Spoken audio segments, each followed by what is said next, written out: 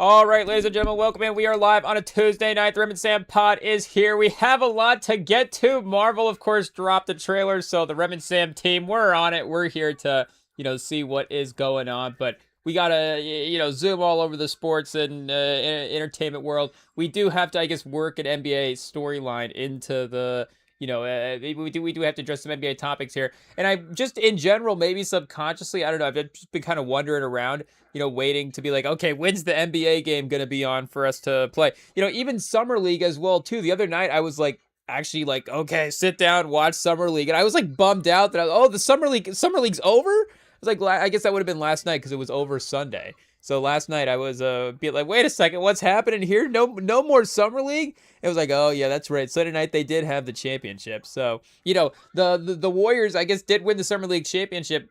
Speaking of the Warriors, that is gonna be, what is catching our attention here to start off. Just a little eyebrow raise, I guess, AO, maybe nothing too crazy. Of course, obviously, shout out Steph Curry. He's one of the greats. But we do have a very, very interesting, topic, very, very interesting headline here from ESPN that says that Steph Curry is the first active player to get his own exhibit in the Hall of Fame. So obviously we know Steph Curry is a Hall of Famer. I mean, we know that there are a bunch of guys right now that are actively, of course, if they retired and added no more to the resume, would go into the Hall of Fame. Of course, Steph Curry is in the argument for, one of the, I guess maybe that's that is a little bit of the thing as well too, because I think that typically he kind of is in a little bit of a tier two. I mean, not a tier two superstar all time, but I think if we're really talking like, tier one is like who is actually in the greatest player of all time conversation. Again, just typically who is debated there is what we're talking about. The topic of conversation, it would be Jordan, LeBron. I think Bill Russell would have to go into that as well too for a generation. And then maybe you would talk about Kareem and Magic, but I think that would be, again, just for how there is just a sort of natural, like we're saying, just a natural tiers that have divided it or that have sort of formed in the NBA community with the way that the conversation plays out. I think that those guys would kind of be in the next tier. And of course, tier two could be really, really crazy as well. You could have, I think, anywhere from, and this is not even necessarily like a direct ranking as well. I'm kind of thinking more so like larger conversation stuff. But, obviously, like we're saying, you got Kareem and Magic and Bird in there. I think Kobe gets into the, of course, rest in peace, Kobe definitely gets into the conversation as well, too. Again, he might not be a guy that is, maybe somebody that you would actually, again, obviously Laker fans, and there is a community there, and that definitely is what we're saying. It's sort of, it's like the weight, it's the average of Kobe's rankings. Like, there's going to be the Kobe's critics that, are like, okay, obviously he's one of the greats, but maybe he's like the 6th, the 8th, the 12th best player of all time. So the ones that have him 12th, but then there's going to be a bunch of Lakers fans that have him first all time, which is, again, obviously, like we're saying, he's right there with those elite guys. We haven't even mentioned Tim Duncan yet as well, too. He's definitely got to be here in tier 2. But if we're going topic of conversation, again, Tim Duncan's definitely a little bit of a, the Tim Duncan Kobe corollary, or the Tim Duncan Kobe argument is definitely, an interesting one, again, for that, where you definitely have a sort of popularity, base thing there. And then, obviously resume stuff. And Kobe, does have, equal titles in some way to, Duncan as well, too. It's just obviously the Shaq factor of him, being teammates there and sort of taking some of that, legacy points, I guess, away from Kobe for being the best player of those titles. But, either way, definitely in that conversation. And obviously, I think Steph, is, I guess not to just directly compare him to Kobe, but again, in that tier, I think he would have been in that tier of guys. Anyways, maybe you would have said, the next, Hakeem, start getting into the again, quote unquote tier 3. I'm not saying like a B plus, again, level all time player or whatever. Just if we're being really, really specific, it's like, this is like the tier 1 of the greats, like the top 25, top 30 or whatever, but it's the tier within that, I guess, is, what we're talking about. But maybe we do have to discuss Steph Curry into his own tier. I think this is, or not his own tier, but maybe we do have to, continue to figure out, I guess, do we just say like the closeness between him and LeBron?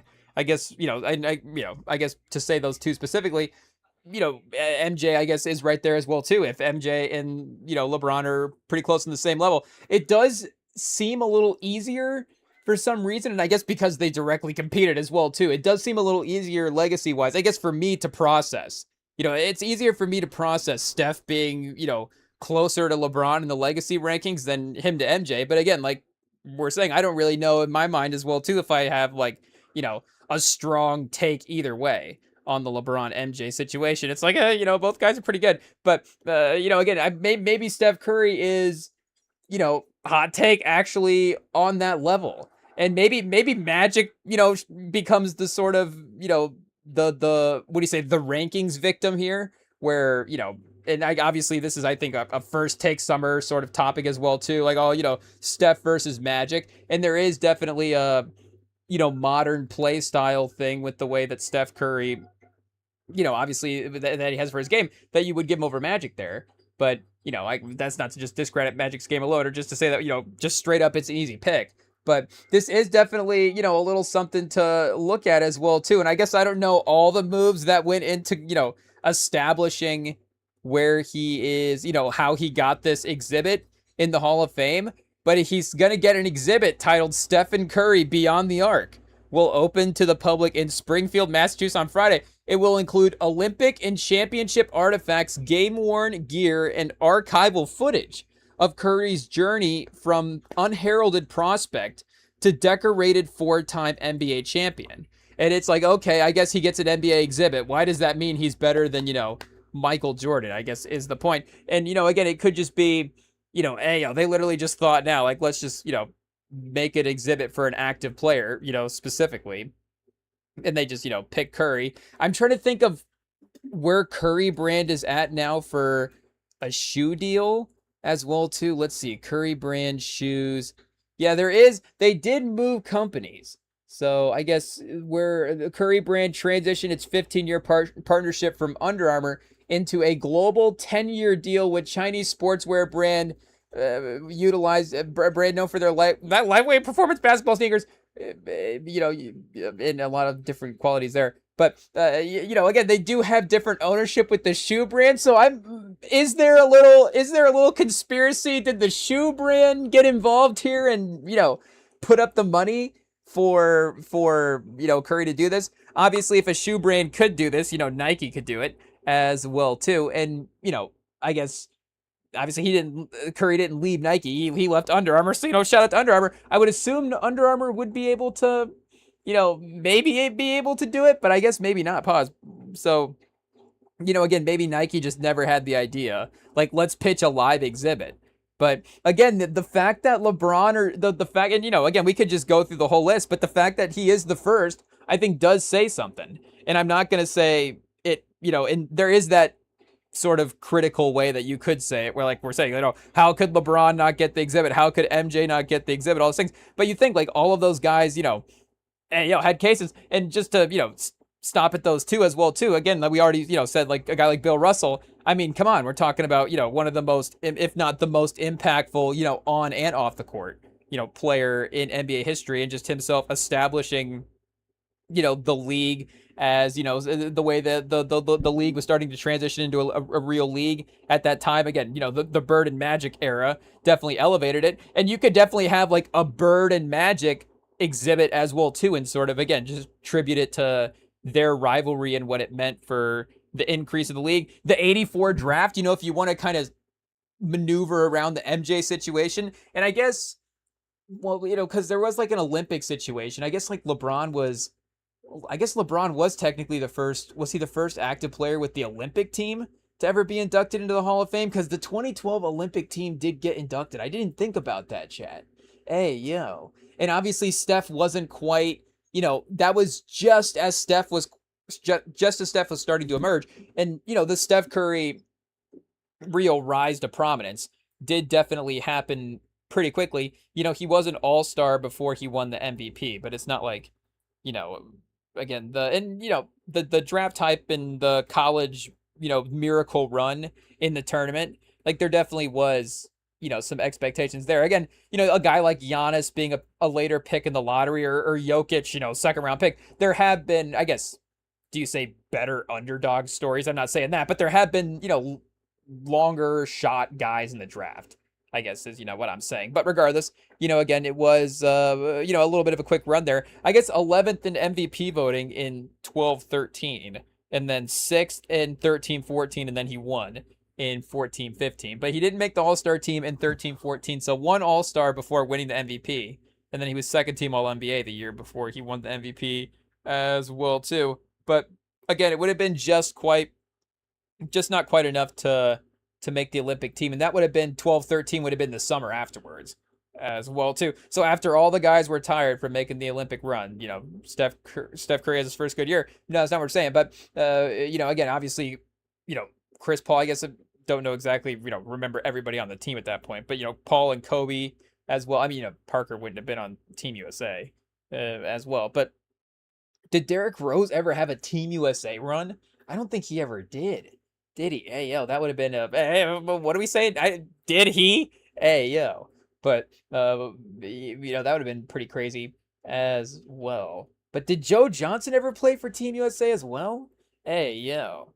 But, hey, yo, our Joe Johnson and Derrick Rose, though, I mean, come on. It would have definitely been competing for some medals there for sure. But, again, to actually get the exhibit designated to the player is something pretty crazy. And I think the ones that we mentioned would be in the case. Again, shout out to Kareem. No disrespect to Kareem. Would Kareem get the live exhibit? I guess definitely for sure. Again, he has been a very, that's a great legacy as well too. So again, there's not like it's not like, oh, he shouldn't get the live exhibit. I'm just saying, I don't know if he would be in the rankings technically above any of the players that we mentioned for that case as well.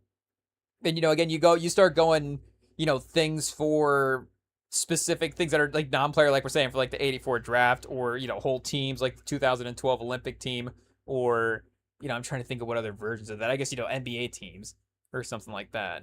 But I think the point is, I think there is something to what the NBA Hall of Fame is saying about Steph's impact on the game. And that is obviously, something to be mentioned when you debate against him and LeBron or, anybody as well. But, again, the Basketball Hall of Fame themselves are kind of stepping up and saying that maybe Steph Curry of anybody is like the most, game-changing player ever, if that makes sense. Again, I guess you would say that what MJ, like we're saying, just the commercial, the way that the guys were able to change the, continue, I guess, grow the game, continue to grow the game commercially through time is definitely, again, something that you have to checkpoint. And as much as MJ, MJ definitely was like, early 80s for sure. Like, drafted in the mid 80s, but I'm saying like early MJ in the 80s was definitely a dynamic, a new-ish dynamic of player, but it's not like there wasn't athletic guards before, Michael Jordan in the NBA. Hey, obviously, Dr. J is sort of the dunk contest, face of the league, high flying human highlight combo or comparison that he gets, the guy before him in the 70s. But even a guy like David Thompson as well too, hey, yo, Chad, nobody talks about David Thompson paving the way for Michael Jordan. But I'm just saying that there was, and I guess David Thompson maybe was more of a point guard than like a shooting guard. And MJ is just, again, straight up one of the most athletic guys in the league. Again, there are just very few guys generationally that come along that are able to get to what he was able to get to. Again, a guy like Anthony Edwards, this generation, that is something that does, elevate him. Like if we were comparing him to like, Devin Booker, again, is there some basketball skill that Devin Booker has that maybe Edwards hasn't quite fully developed over his career yet? That could be, but just in terms of, again, that extra little level that the players can get to, again, it just is what it is. Like, Edwards has that boost of athleticism, and MJ, had that as well too. Obviously, Dominique in the league around the same time. So, obviously, again, just the wing forward player, it was, I guess if I could use the word evolving, but in some ways, again, the league has still continued to do that as well. Again, obviously, the unicorn phase of the league where the centers started to, the skill started to move for the centers. And now, again, even a guy like Wemby is almost like a 7'4" forward at times, more than, even just like a true center, like an Embiid type or something like that. But, again, it's not like, a hot take to sit here and say it. but for it to actually be recognized in the NBA Hall of Fame, again, it does have to mean something. And I know the NBA Hall of Fame does, do you say of the Hall of Fames? Hey, I don't know if we start, again, ranking the Hall of Fames, like what Hall of Fame is the most legit or not. Obviously, obviously one of the pods that we listen to, a guy, shout out Bill Simmons, he does have in his book, a series where he, a section where he does rework the Hall of Fame, and there, I guess, is some things where maybe they've been a little, but like we've always said as well too, I guess there is that competitive factor of you want it to be exclusive, but there is also the real life factor of it as well too, of just like, honoring guys' careers and like, let's pay tribute to the, even the good career. Shout out, hey, even the fun, just put everybody in the Hall of Fame. We're not, I don't know if we're turning to Collinsworth over here. Yeah, Mike, everybody's a Hall of Famer. Just once you're out on the court, if you log minutes in the NBA, you've made it. It is what it is. They don't even need a Hall of Fame. Just making the league is good enough.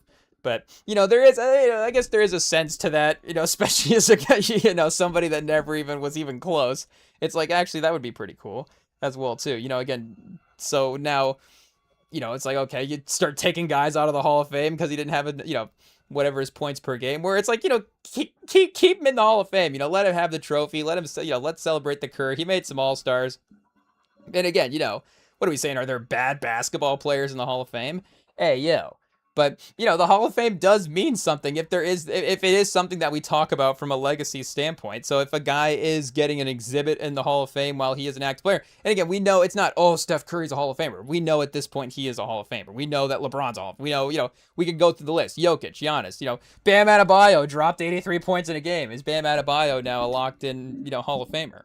But the fact that the Hall of Fame, even while Steph Curry is still playing, is just, or, even just in general as well too, but just while he is playing, is decided that, his impact on the game is enough that it should be, established in the Hall this way. Like that is a little something. And, again, this is one of those hot takes that I don't know if I, like, again, would rank it that way. But when I do hear the take, I'm like, okay, I never actually hope I have to defend this take because I don't know if I ever, what I actually believe here, because the LeBron, Steph Curry stuff is really, really close. And yes, I guess, there is that one-on-one factor of Chad, hey, should we mention, because of the quick pivot here, because of the Marvel trailer that we're, gonna talk about in a second, I was trying to figure out what to pull up in the background because again, we'd have no NBA to watch, and I found this playlist that was every Marvel fight scene. I was trying to see if somebody compiled it into a YouTube video, which I guess might be like 20 hours. I mean, somebody put 100 gigs when Drake dropped it into a YouTube video, so why not just mash it all together, pause. But there is a playlist, so that works. But they have the Hulk, the 2000, and I guess, is it 8, 9, 10? When was the Hulk drop? Maybe 7, I'm not sure, but in that range, right after Iron Man. I think it's the second, technically the second MCU movie. But they've got some of the Hulk fight scenes in this, and the Hulk just threw a guy against a tree, and it was very funny. So that's what made me laugh. That was the quick pivot there for a second. That might be the most, like, old school Hollywood, did they use a dummy to throw that body against a tree situation, maybe in any Marvel movie ever. Honestly, we're going to have to keep an eye on the fight scenes and see if they ever used a dummy like that. And make no mistake, we have not revisited the Hulk in a minute. I don't know if we're going to call him out by name, but there is somebody in the friend group that does kind of like the Hulk.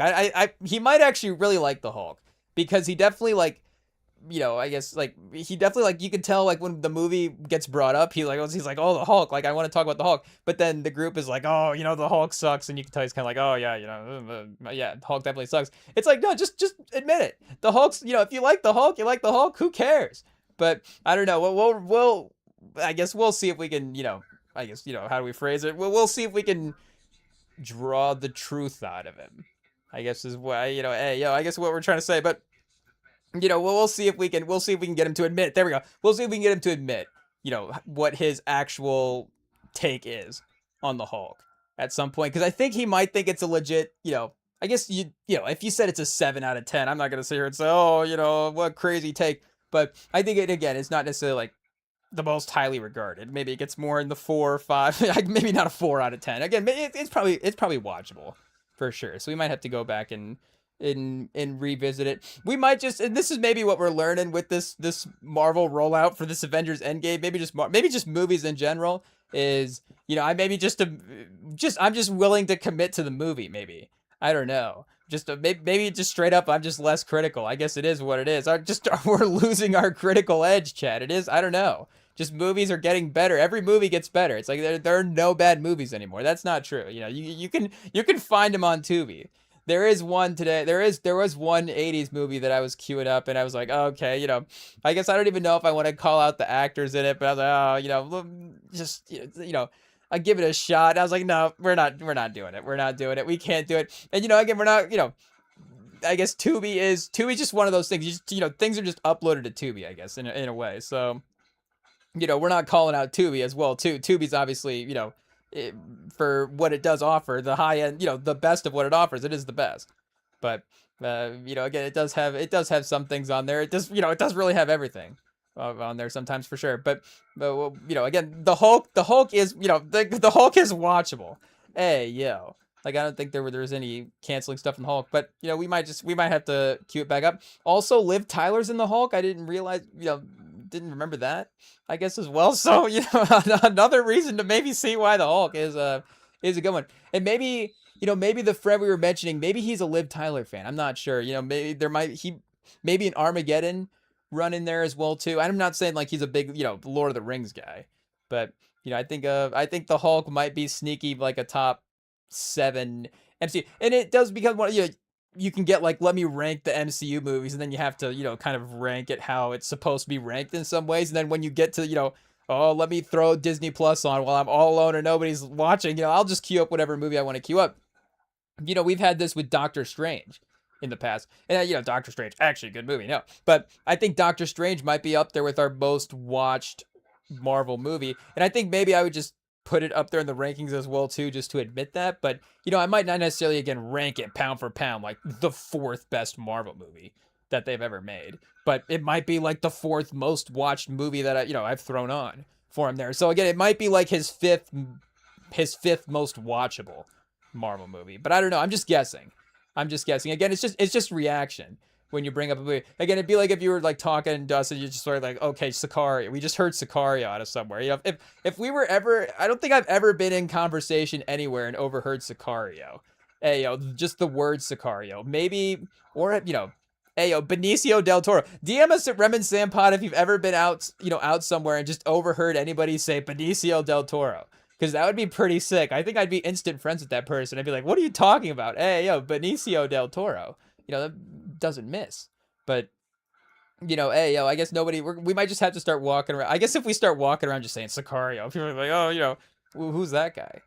But what are we saying for, I guess, what I was going to say, I guess, I don't even know about, we're a long ways away from Steph Curry at this point. But speaking of Steph Curry's range, Chet, hey, we've wandered quite a ways away from Steph Curry, that's for sure. But I think what I was, we were just talking about, again, obviously the value that he has provided to the league, the impact in terms of the way that the game has been played and the geometry of the court and the mathematics there. And it has probably been, the most impactful in that sense.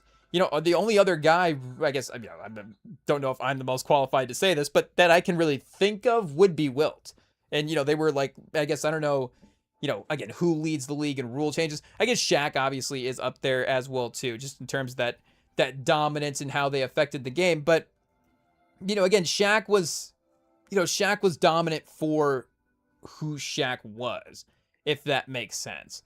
And I guess it's not, there's so many reasons. I guess, people are like, oh, you look at Steph Curry and it's just like, oh, he's more relatable as an NBA player. I guess there is that for sure. I guess, again, the way that he makes some of these 3-pointers is just not relatable at all.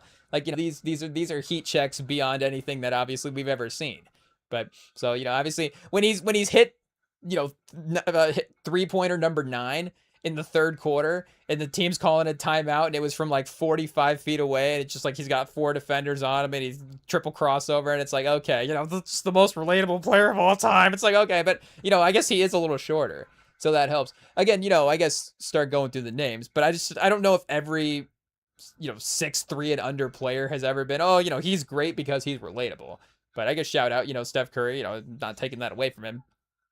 It's just, again, it's like, okay, I don't know, who's relating to Steph Curry's, 3-point, shooting abilities. I guess, again, you do, obviously, as an NBA fan, as a basketball fan, you do, look up to it and you do try to imitate it. But I don't know if it, again, is it relatable? Like, I don't, maybe it's just we're being a little too technical there, but either way, again, he is probably the single most impactful on the court player in terms of just shifting how the league is played. Because again, like we're saying for Shaq, he shifts how you play Shaq. But Steph Curry, Steph Curry literally changed like how the Wizards play the Kings on a Tuesday night, because those Kings are those teams are now playing differently because of the way the 3-point game has evolved because of what Steph Curry did. And again, nobody else has ever done that. So I know that, and there's, the legacy stuff is right there. What is he sitting at, 4 titles right now? So obviously, again, there is, I guess, the hierarchy there. MJ's got 5, LeBron's got 4, MJ's got 6, LeBron's got 5, Steph's got 4. If I'm getting those right, yeah, because he won the 2 without Durant, the 2 with Durant. So, and then obviously, 16 and 4, 3-1. Weren't quite able to get that one there. And obviously, they lost in 18 and 19 as well too, but everybody was hurt. So what do you do? But for, again, obviously he does have a little bit, I guess, there, and he doesn't have, the points of LeBron and stuff. I'm not saying that, he's just like checked all these boxes over LeBron, and now he's got this other one and it's indisputable, and it's like, he's this other guy. I'm just saying that, again, I guess for me, it just continues to get closer as well. And it just continues to, it's not, maybe this is one of those things, it's not like an extra point to Steph's career, maybe in that sense, but it's something that strengthens something that I'm already thinking about, if that makes sense. It's just like, okay, I'm saying, I'm already kind of hesitant to, fully defend this take and be like, oh, LeBron, I guess, it's just maybe the unquestionability of it is what I'm starting to, question. Does that make sense? Where it's like, okay, do we have to at least have a conversation about it? If we're building a 5-team basketball team as well. Again, if your 5-man team is Steph Curry, Chris Paul, Allen Iverson, Spud Webb, and Bugs Buzz, again, maybe Steph Curry, again, is not going to be as valuable to that team as LeBron. He's probably going to be still pretty valuable to that team. But, again, if we're building a 5-man basketball team, what Steph Curry does for and what anybody does, what any great player does, but what Steph Curry does for a 5-man basketball team, might be, again, the third most impactful thing that you have to take at this point. And I know we've had that hot take a little bit in the past of like, again, in a draft scenario, in a pickup draft scenario, would you take Steph Curry number 1 overall just because of his 3-point, shooting abilities? And it is definitely something to consider.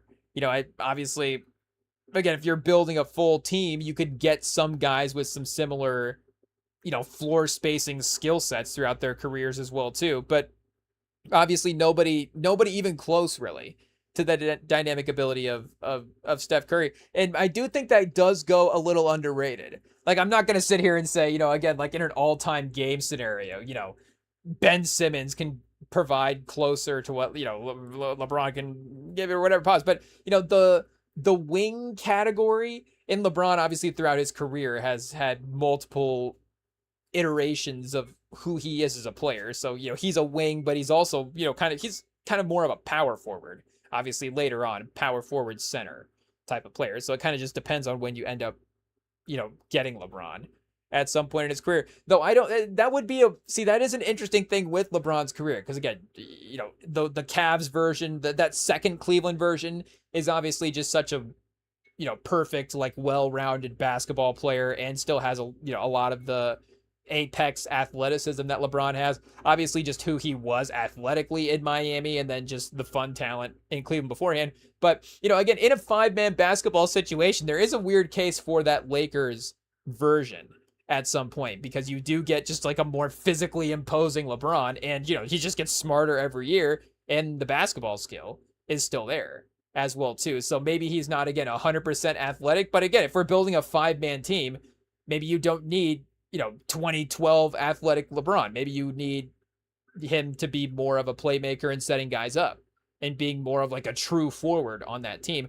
And maybe, again, in a all-time game scenario, I don't know, LeBron locking in defensively, especially, what would that look like? Who's to say? But, obviously, he could still be a great defender, I guess, especially go back a few years for the Lakers version there. And I guess, whatever this fourth version, will anybody take 76ers, Philadelphia 76ers, LeBron and their all-time team, I guess, will be an interesting question we'll have to answer. Or, Golden State LeBron or wherever he ends up going there.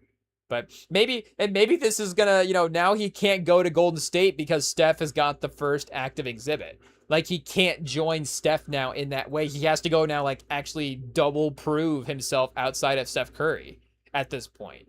Because that would have been the whole reason to go to Golden State, would have been to join, again, do you say join Steph? But yes, that's what it is. He's going to Steph Curry's team, would have been to join Steph.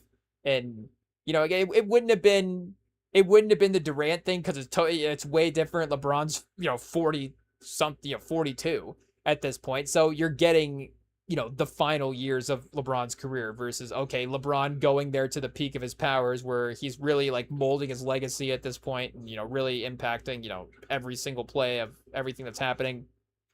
That's just a different timeline scenario. If if LeBron goes to Golden State back then, that's crazy. Hey, after 14-15, LeBron's like, see you later, Cleveland. I tried, but these guys are pretty good. I got to go join this team. I guess then Durant. See, what would happen if LeBron goes to Golden State, then Durant goes to Cleveland?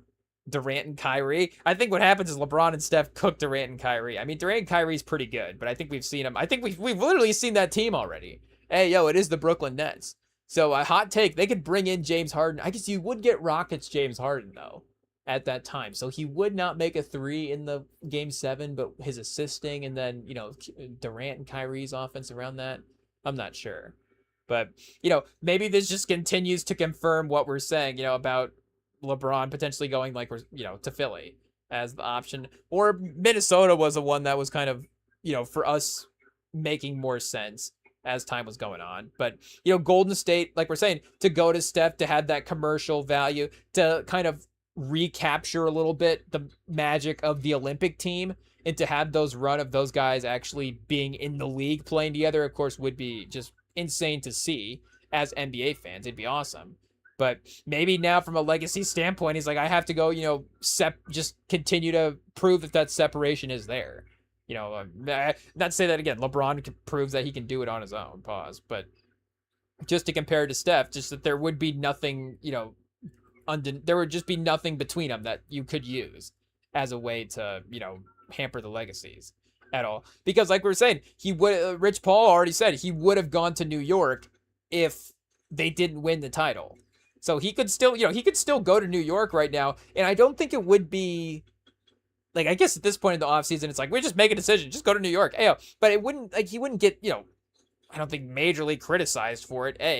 Again, obviously Brunson brought the team back and got those sort of, storylines, the saving the New York team from Dolan. But, again, long term, like we're saying, it's not like that team is just long term, lock it back in. They're going to go win 3 of the next 4 titles. They're even going to be in the titles. If that team got knocked down in the divisional round, we might be a little salty. But what are we saying? If that team got knocked down in the divisional round this year, it wouldn't be like the most surprising thing in the world. Again, maybe if they go rip off 65 wins in the regular season, they're feeling pretty confident after, because, Phoenix did have the 60 win season after going to the finals the year before, if I'm not mistaken. Again, to bring back Devin Booker, in the conversation, but they had the run in the playoffs, and then the regular season after that was like, oh yeah, we are this championship team. Let's just rip through everybody. But then that team kind of lost early in the playoffs as well, too. So if this New York team was a little like that, again, there is, I guess, some precedent for that. But even if it was, like they were this year, being a 52 wins team in the regular season, and then they're in the second round, and, LeBron in Philly is playing really well. Tyrese Maxey scoring 30 a game. It's just a little bit too much. Again, there is obviously realistic scenarios there in the offseason that the expectations just are a little bit different compared to, other title teams in the past. So he could go there, and it wouldn't be insane. But again, he wants to control the, and not say, I'm not saying this in a, a negative press type of way. Oh, he wants to control the narrative, but it is what it is. Like he wants to make sure that those specific things are on the table for him anyways when he goes to the team. Yes, he wants to have the opportunity, hit the best basketball opportunity to win the title. But if he's going to bring a title to a team, like it might as well be a little extra special, right? So, just maximizing the opportunities that, the businessman, I guess, that he is in the NBA. But for, again, for Golden State, maybe this is another reason why he can't go there. Who's to say? But again, maybe this is maybe this is the last thing that he needed to get him up over Magic Johnson over there. I don't know. But again, every time I think about Magic's career, and maybe I'll go back and watch some more Magic, some old classic Lakers games. I guess again, it is tough for us to queue up the rival Lakers, but I'm sure we could find some good matchups. And again, I guess some Lakers Spurs, especially before Tim Duncan. It's not like Lakers Spurs was the most great thing for the Spurs there, but I'm sure we could find maybe a good George Gervin game, or like Philly. I think Philly did get the Lakers in a finals. We could go watch that. Or did the Rockets? The Rockets eliminated the Lakers from the playoffs one year. Again, I wouldn't say that. Where I guess it'd be us more watching Hakeem than the Rockets. We can't sit here and say that that would be a team that obviously we would want to see succeed. But again, Hakeem is an all-time legend for us. So we go watch Hakeem eliminate the Lakers from the playoffs would be pretty fun. So there are ways. I guess if we go back and watch the legacy games every time Magic Johnson loses, maybe that would inform our opinion in one way. We're like, hey, this guy, they say he won 9 titles, he never wins. But I think we would understand. We maybe would have some understanding there. And I guess maybe the playlist would give us a couple wins, games where he won. Who's to say? But I guess, like we're saying, we do have to be honest again. Obviously, our knowledge of Steph Curry's game is more than Magic Johnson's game. I don't think it takes a long look at us here in the live stream to figure that out. But, we can do the work to go, catch up on some of, do our best anyways to, increase our knowledge on Magic Johnson's game. But just knowing the stats, obviously knowing the resume, knowing the reverence that people talk about him with, and seeing the highlights that we have seen from him. I mean, again, it's Magic Johnson. It's still the Showtime Lakers. It's not like there hasn't been a documentary or two that we haven't seen about that. Or a 30 for 30 or something. Did they have that Magic for Bird was a 30 for 30, I think. So maybe, again, referencing some of those just for our memory bank for how we're visualizing these players playing the game. But again, just thinking about his impact, going to 9 finals in 12 years and then winning 5 of them is, again, just kind of, it is honestly Brady-like. And Brady did what? Go to 10 Super Bowls in 20 years and won 7 of them. So that is an incredible percentage as well, too. 70% is more than, 54 or whatever Magic Johnson did win there for sure. But again, just that consistency of being at the championship every year is just absolutely insane. But, you can't deny what Steph Curry means when you have him on your team. And he is just, again, for what his skill set is, like we're saying, there is no other skill set that's even close. And yes, maybe, there might be 1 or 2 guys for every great legend that you can kind of, it's like, okay, MJ has Kobe. Like, yeah, what is the list of guys close to MJ? But I guess, Shea is, we got to be respectful here. Like, Shea isn't really pause. Like, he's not like really reaching the MJ levels yet. There are some statistical similarities there, and there is a path for sure. And again, if we're going like what sort of play type does he fall under? Like, there is a similar play type there. Ayo, but come on, we're talking about Shea on an MJ tier is still a little something for sure. 5 to go at this point for the titles, even the league MVPs. I mean, come on, Shea won back-to-back MVPs, and that is really impressive, but obviously that is something that we have seen in precedent this last couple of seasons. Like, it would have been more impressive if Shea wasn't the, 4th guy to do this as of late. We have Steph Curry, 14-15, again, totally legit, 2 great seasons. Giannis, totally legit, 2 great seasons. Jokic, totally legit, 2 great seasons. Same with Shea, but there is just more of a pattern at this point. I guess LeBron, Steve Nash, Duncan. I guess it's honestly just the entire century. I guess it is what it is. Before, MJ, great players are the great players. They just win MVPs every year. I guess, really, we don't really need to complain about the double MVPs. But, again, even, what was MJ at, 5? league MVPs, 6 times scoring champ as well too. And yeah, 5 league MVPs. So, Shea could, win one more. But there is even that, again, just that narrative thing as well too. Like what it means that MJ won 5 MVPs. It doesn't mean that he was the best player in the league 5 years. Like we know that we know with LeBron, we know again with Jokic, we know with Giannis, we know with some of these guys. It doesn't just mean that, and I guess some of those guys were kind of, competing for the same spot there, but it doesn't just mean you're the best player in the league every year and you win the MVP. There is a political factor, there is a storyline factor that does go in there. It means that narratively MJ dominated so much, after again those first couple of years that it couldn't be denied. Because, again, just assume where Shea would have to be at. Like, is Shea gonna be in the MVP conversation this year? Again, like the way that I guess Jokic did almost win it. I guess almost is a little strong there. But, again, like Wemby, obviously, Brunson probably is the first name that we have to mention, honestly. But, there is just a whole list of guys that you could go through. Cooper Flag. Is there just, the excitement factor for some people. If the Wizards win 47 games this year, is Dembasta going to be like 7th in MVP voting? And then Shea's going to be, or maybe like Trae Young would be like 9th in MVP voting or something like that. But again, there just may be some guys that provide a different excitement in the league. The Thunder are probably going to be fine from a regular season standpoint. Their team does look a little different. They have made some trades, obviously, but their roster, you still look at it, still obviously does, look, hot take, pretty good there for sure. But again, the resume is obviously just hot take for MJ. So, so far in advance. But again, there is some play types there, even like a Vince Carter as well too. Not to say that even, he's one of the 60 best basketball players of all time, but there just isn't that person. Like Steve Nash is just not close to Steph Curry. Like, I'm sorry, with all due respect to Steve Nash, it's not close.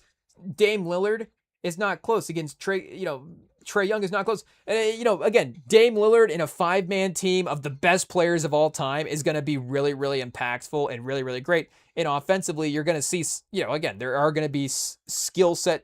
If you pull highlights and play them next to each other, there are going to be skill set similarities. But again, and I guess the teams were different for Portland and Golden State as well. So I'm not going to say that, we do have to acknowledge that. But Dame never won a conference championship game as a he never won in Portland. And I guess obviously they never got there with him in Milwaukee as well too. But, they did get swept when they played Golden State that year. And it is impressive that they were able to make that run. And again, they matched up against Golden State as well too. So it's just kind of a factor of when you play a team in the playoffs. Sometimes, again, you lose to Golden State. Golden State's the best team in the Western Conference. It's like you play them in the second round, you play them in the third round. It's kind of a conference championship every round, I guess, in a sense, who's to say. But, again, it's not close. Like, if Dame Lillard is on the Warriors, I'm sorry. The Warriors are, I guess I'm not going to sit here and say maybe one title. But, again, Dame Lillard doesn't have a title. So I have to say maybe the Klay Thompson, Draymond, Dame, Steve Kerr, like just that infrastructure. I'm sure that they could break through and win one. In 14-15, obviously, like you did have Kyrie and Kevin Love both getting hurt as well. But, is Dame able to do what Steph did in those, later games in those series there? Again, Iguodala was obviously, playing really well, won the finals MVP. So that's another one that you could, like we're saying, just because there is a different finals MVP there, a little bit of an easier case to make. But I don't think he gives you that performance. I don't think he gives you the performance that he gives you in the conference championship, round that year as well too. And obviously, Dame in 22 against Boston. Again, I love Dame Lillard, so I don't, I hate saying this. Hey, IT, go back and cut all this out. As I'm saying it, I'm like, why am I even saying this? Like, this is gonna, how many times do we bring up Dame Lillard? We don't bring him up enough to talk about him this way, because Dame Lillard was one of the guys that back in our playing days when we were studying film, Dame Lillard was one of the film studies, again, because it's like we can't just watch only Steph Curry, we have to watch other players. So, Dame Lillard, D'Angelo Russell, just the classic names, of the time. But, Bradley Beal was I'm trying to think whose games whose playlist did we have saved? Shout out to Free Dawkins back in the day. That was the channel. We had a bunch of it was Steph Curry, Dame Lillard, Bradley Beal, James Harden, D'Angelo Russell, and maybe a couple power forwards in there as well too, just in case you get a post mismatch. You never know. Again, you're playing in the park; it's a little more likely than out in just the I guess a more organized game. But again, either way, we have to be realistic. Like, maybe I'm underrating him a little bit as well too. Like, Dame Lillard is on the 75th anniversary team, and again, there are great point guards. You put Magic Johnson on the Warriors, like the Warriors are probably going to win a couple titles. You put Isaiah Thomas on the Warriors, they're still probably going to win a couple titles. John Stockton, a different type of player. The infrastructure, again, it was a championship team. A championship team is a championship team. So, there is, great guys and championship level players that are going to find success outside of Steph Curry in that roster if we're just doing like a historic NBA sort of what if scenario. But in terms of the danger of what that team was, the high end of what that team was, again, just the overall unstoppability of what you're facing, like Steph Curry is unmatched compared to any matchable point guard. But any point guard in his tier of the 6'4", 6'5", even. And again, like I said, Vince Carter earlier in more of a guard factor, but even the guards that we're mentioning in the other tiers, in the MJ tier, again, MJ maybe does crossover with some forwards in there as well too. But especially even some of those guards, again, like, just because they're more athletic and, is there like a higher two-way ceiling? They're not going to provide a higher overall ceiling than what Steph Curry's going to give you. And again, he is obviously a very impactful defender as well too. So, obviously, I guess super pro Steph Curry pod here as well. But again, it is one of those things that I definitely do, consider a lot for NBA, just walking around the restaurant at work being like, who is better than Steph Curry? But, it's just in case we ever get in that all-time fantasy draft situation, we have to be prepared. And I think Steph Curry is, Steph Curry's, not to give away the game plan, but just, just to have an open conversation with the community about it. I think it is, a thing to consider. But we do have to watch more highlights before we, I guess have, and just continue to inform our opinion more before we can make, super claims like that. But I think it is, again, a recognition that is fair from the Hall of Fame to give him an active exhibit. Like, that was the first thing that I thought of. Again, everything has to go back to LeBron, but they are intertwined in that way. It is a little Drake and Kendricky just in terms of how the names get brought up with each other. It was the first thing I thought about, was like, oh, wait a second, he doesn't have an exhibit. And the journey, obviously the career, the story, the impact, like, I'm not saying that he's not worthy, but if we're just talking about like the physical playing of the game, like do you say the rules, but again, just the way that the game is dictated on the court itself. Like, Steph is, again, maybe the most impactful guy that we've ever seen, or the most game-changing guy that we've ever seen. But then again, maybe his shoe company stepped in and paid the Hall of Fame, just boatloads of money. It was like, hey, will you take a $20 million donation to put up a Steph Curry exhibit? And they're like, I guess, okay, we'll do it. I don't even know how much they make per year. Hey, I guess is it a non-profit? But what do you pro basketball? Just a little research here. Pro Basketball Hall of Fame income revenue. What do we say, chat? Revenue.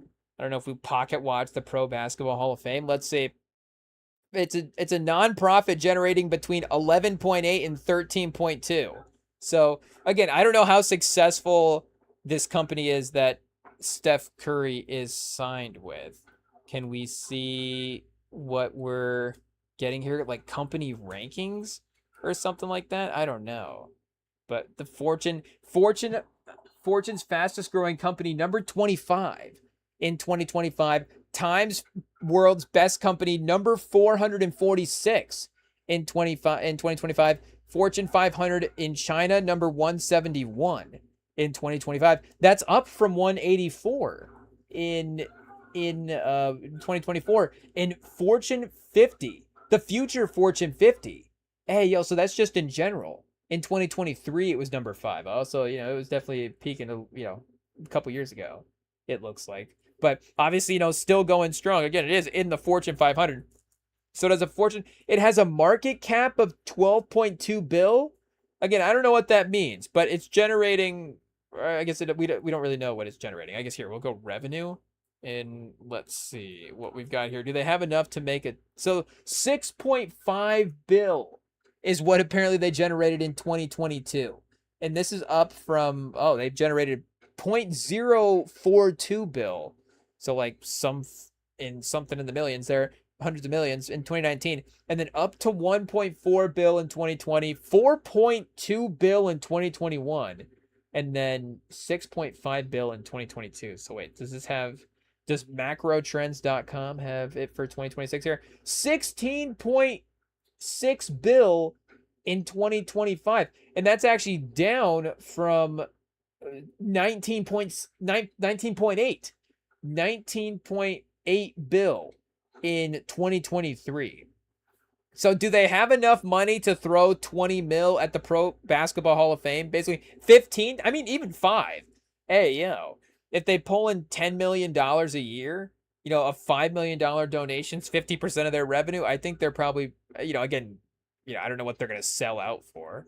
Hey, what can we buy the Pro Basketball Hall of Fame for? But if you tossed them a little $10 mil couple year contract, I don't know, but I'm sure that there's something that you could work out there to make that happen.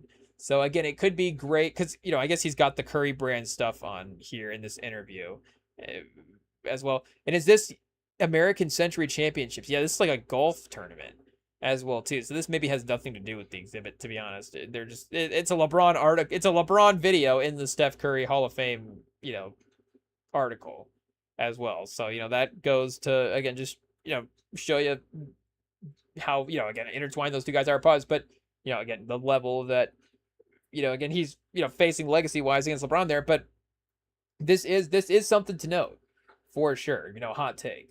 But I was like, okay, he is absolutely worthy, and it is definitely, another thing to consider just to strengthen, the case there for, how highly you want to push him up the all-time list. I guess he is one of those guys. It's like, I can't really tell you're wrong with wherever you put him on the list. And that is, again, maybe a different tier than he has been at this point. But, either way, I guess, we mentioned Steph. We did mention the Summer League team earlier. I guess not to, this is not a Golden State pod, so we're not going to just sit here and talk about the Golden State Summer League team as well. But they do have our guy Londonborg. So, it is what it is. Our guy, he brought us a national title this year at Michigan. So he's just been a winning machine everywhere. Maybe this is the reason that, again, LeBron would have to go to Golden State. He's like, well, they have Londonborg and Steph Curry and, I guess Draymond as well. Hey, I almost said Clay, but RIP, obviously, him in Dallas now. But for, again, him being an impact rookie. Hey, and I guess it would have been nice if he outdueled Boozer when he was at Michigan. But obviously, Michigan won the national title, so we're not going to complain too much there. But he is a winner, chat. And it is funny to see, Draymond continues to feud with Michigan rookies and just Michigan players in general, because he feuded with Jordan Poole. Of course, it was a notable Warriors Golden State teammate feud, but really, I think secretly what it was a Michigan State feud. And both those guys going to the, rival schools, and the Michigan State basketball rivalry. I'm not saying it's more intense than the Michigan State football rivalry, but I think it is a little closer status wise, especially with Izzo there, than it is the football standpoint. And unfortunately, the Michigan State football. I'm not I say unfortunately, because again, I guess how much hate in our heart do we have for these teams? But I guess that just shows you. I guess there is one team we wouldn't say unfortunately for, but I guess either way, what are we saying for Michigan State? They have been, again, in a little bit of a rebuild, we will say, the last couple of years. Obviously, the program, again, has had some stuff there. But for the basketball program, obviously, Izzo and the, consistency of the team. And up until this year, they had, at least more recently, won a national title. It had been a long time ago, but it still, again, was there. And again, just year to year, the odds seem a little bit more likely for them to, be there just because of that stability. But, again, either way, for the Warriors teammate chemistry, Draymond, I always get clips in my algorithm on the gram of Draymond just being like, okay, training camp's right around the corner. He's like, training camp's right around the corner. We will see we will see. It's like Lindenborg's your first round piece. Like he's like one of the only guys that you can bring into the roster this year to help make your team better, and he's actually good. So I don't know if, again, you want to be like destroying team chemistry right away before this guy's even played a minute on the team. And plus, he's a little bit of a power forward, so he might be taking some Draymond minutes. Hey, yo. I guess that's a little bit different than the Jordan Poole situation as well, too. Jordan Poole, obviously, on the court at the same time with Draymond, rarely, I guess, would be like replacing Draymond because they wouldn't really have another better, front court center option, forward option as well, too. But, I guess, again, just shout out to our guy, Lundenborg. We love to see that he keeps winning. And I guess we'll celebrate a summer league title for him more than we would an NBA title. And I guess it's because he's like the best player on the summer league team as well too. Again, the NBA, he goes into more of a role player guy role, and if he is important and impactful, we'll still, I guess, root for his own success as well too. But it is different, obviously, hot take rooting for the Golden State Warriors than it is, the Warriors summer league team. Hey, yo. Wait, I can see, that's what I'm saying. I guess maybe this is why am I not in the top 1% of like the most petty sports fans? Because I can actually like be a little bit happy for Lendenborg in the summer league, but in real NBA, again, it doesn't matter at this point, and it's the year removed. I guess if he's in summer league next year, then it doesn't, then it doesn't matter at this point. He's already a Golden State veteran. He's been corrupted by the NBA. We can't necessarily root for him. I guess, well, that's not true. We always root for the, Michigan guys. It is what it is.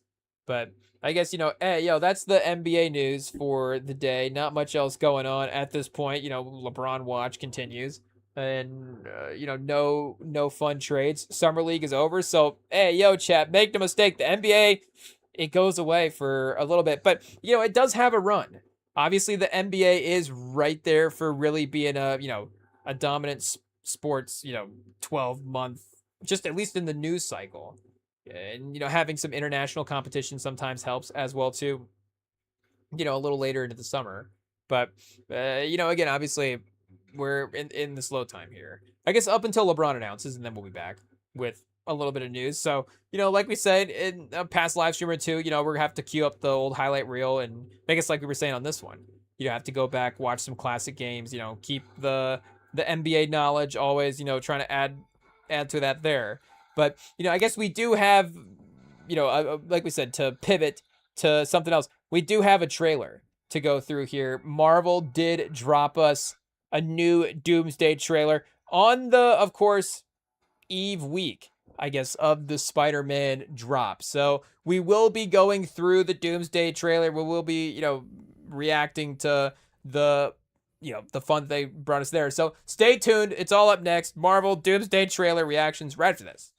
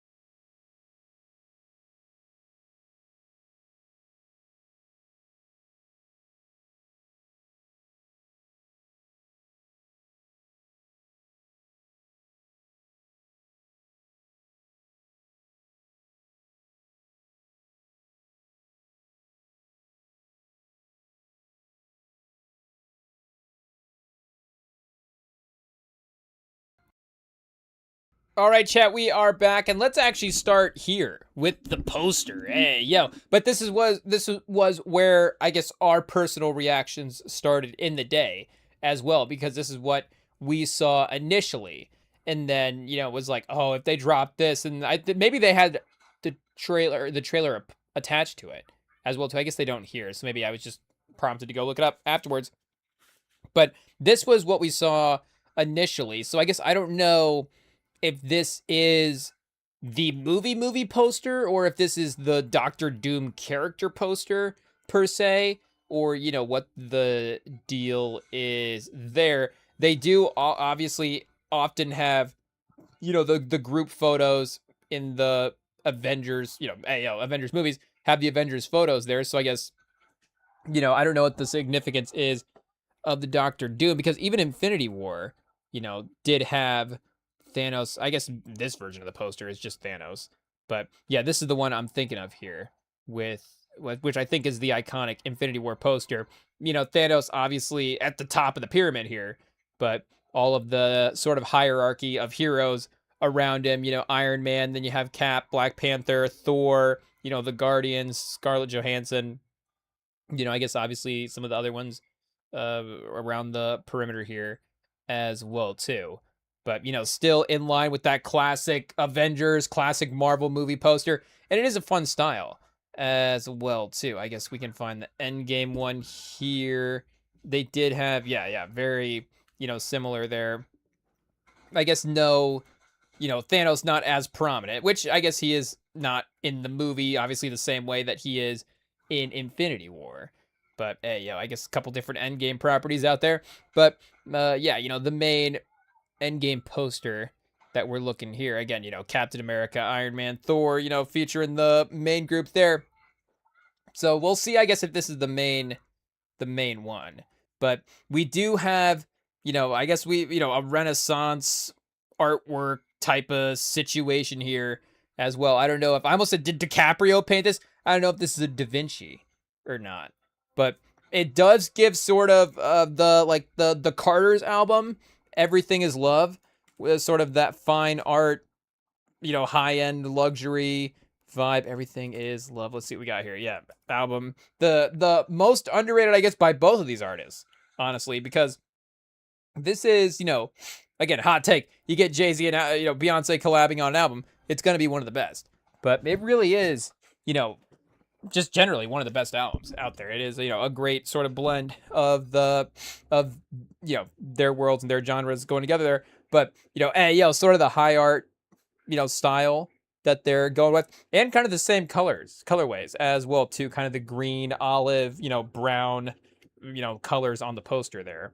If we're, hopefully able to say and identify, the palette that they are, using. But I guess gold maybe is the way that we should be, saying it. But, again, obviously this is the Doctor Doom version that we have going on here. So, and they do have, I guess, the Avengers A in the Doomsday scenario. So not getting lost. And we do have Serena Williams also being very, very hyped as well too. So that does have us a little bit reassured that the fans are locked in, because make no mistake, it does seem like the critics are not. And I guess, hot take, don't listen to the critics. We've learned it time and time again, and especially, I say especially now, but I guess that's just especially as we get, as time goes on and as we follow that stuff more and as we get more, invested into like what a movie could be, and then, the critical response to that. But, even going back and watching old movies, again, you learn time and time again that, critic score, Rotten Tomatoes score, Metascore, sometimes it's almost a challenge to be like, the Metascore on this movie is a 35. Like, I'm going to love this movie. It's going to be great. But, again, there's an expectation for what a movie should be sometimes, a corny comedy movie. It's like, okay, is this a highly rated critical? I think, like Adam Sandler. Obviously, again, I guess maybe some of the, like, maybe Grown Ups is, like, fine, fine on Rotten Tomatoes. I don't know. But, there are going to be some of those underrated, or, like, some underrated Eddie Murphy movies as well, too. Where you're like, you know what? All of these are actually pretty good, or some underrated Denzel or something. I guess Denzel, I can't imagine, has anything too low on the Rotten Tomatoes score there. But, again, like, all of the critic stuff, obviously, hot take. It doesn't matter. We saw it with the Michael movie this year. You saw the Metacritic scores. The Rotten Tomato scores for that is like 30%. The audience score is 97%. It's an incredibly, it's like, okay, the critics are over here saying it's a bad music video. The fans like myself are like, actually, you know what? We love Michael Jackson's music. That's what we wanted to see. I guess, obviously, I guess there are multiple versions of the movie that, quote unquote, you want to see. But that version of the movie that we got is a great version of the movie. So, we're not complaining about that. But, again, for the critic response to what this could be does not seem to be that exciting, that positive. And, again, have the critics always been the fans of the Marvel movies? But I think the later Avengers movies, and again, just obviously where Marvel was at, I think the phase of Marvel that this is attached to, there was critical acclaim there. There was just a general, industry anticipation for those movies.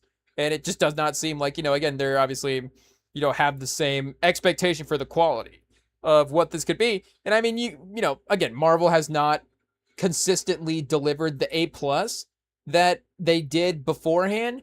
But, we go back and look, and yes, they have some misses in this last phase, that's for sure. And they've had some, some tough runs in there.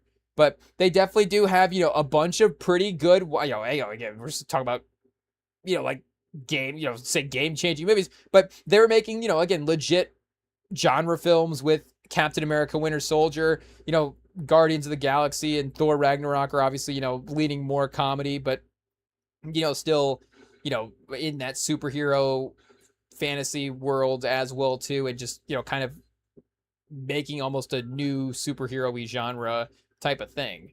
But, again, they were obviously, pioneering the industry in some ways with the MCU there. But, again, there has been some and I think the way that they've handled, of course, the setting up of the bigger picture, has it maybe been the clearest or, do you say the best? But I think the movies themselves, some of the movies themselves have obviously been, they've been fun watches.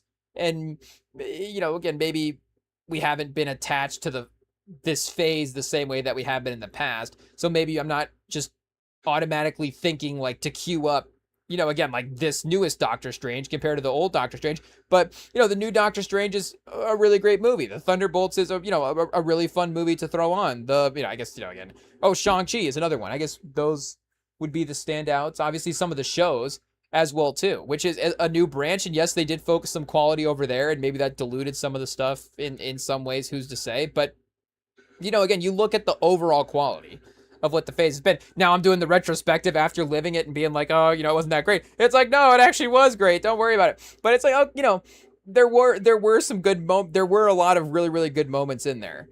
Just from again, some of it was in TV, some of it was in movies, but regardless, you were getting it from the Marvel standpoint, for sure.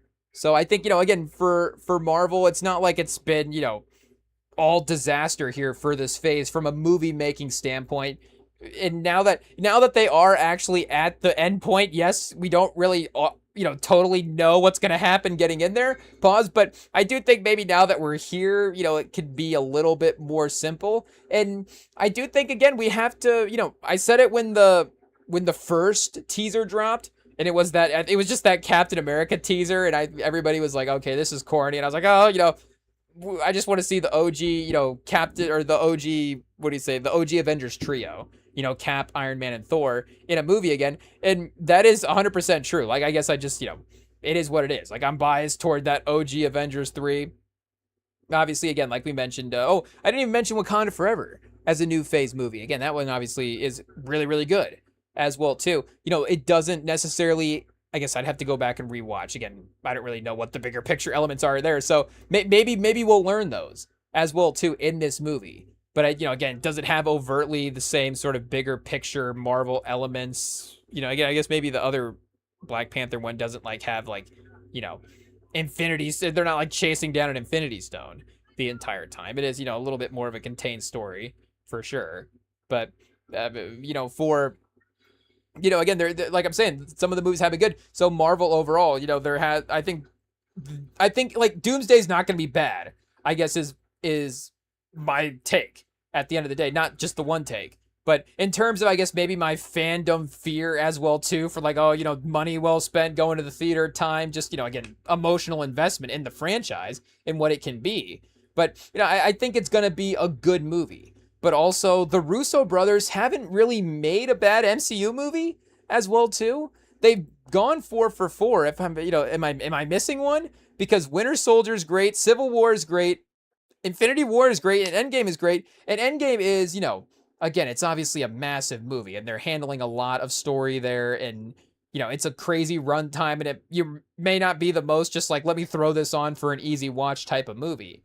But again, they handle a ton of story. They bring it all together. There's a lot of really great emotional fandom moments, and a lot of great just emotional story character moments, and just the way they're able to complete the arc of the franchise is obviously, really well handled.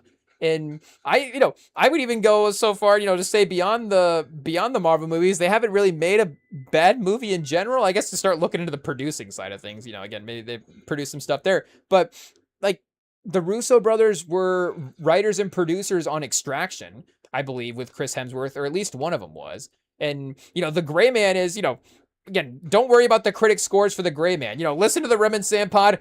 The Gray Man is great. And I think the Netflix watch time stats as well, too, on The Gray Man show that The Gray Man is a great movie and that people love going to The Gray Man. And, do we need to just start, calling people and be like, do you like The Gray Man? The Gray Man's good? Yeah, The Gray Man's a good movie.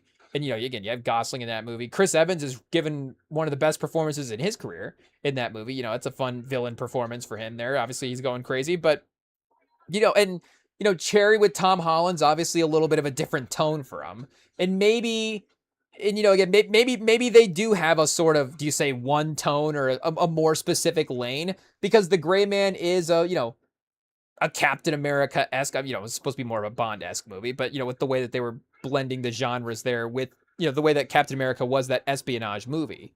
Again, leans into the Winter Soldier. It does lean into some of the Bond, esque movie tendencies there. But, again, obviously The Gray Man is a Marvel-esque, superhero-esque action genre movie in a way. But again, that's what these Avengers stories are, and these comic book sagas, and they are really, really good at making those movies.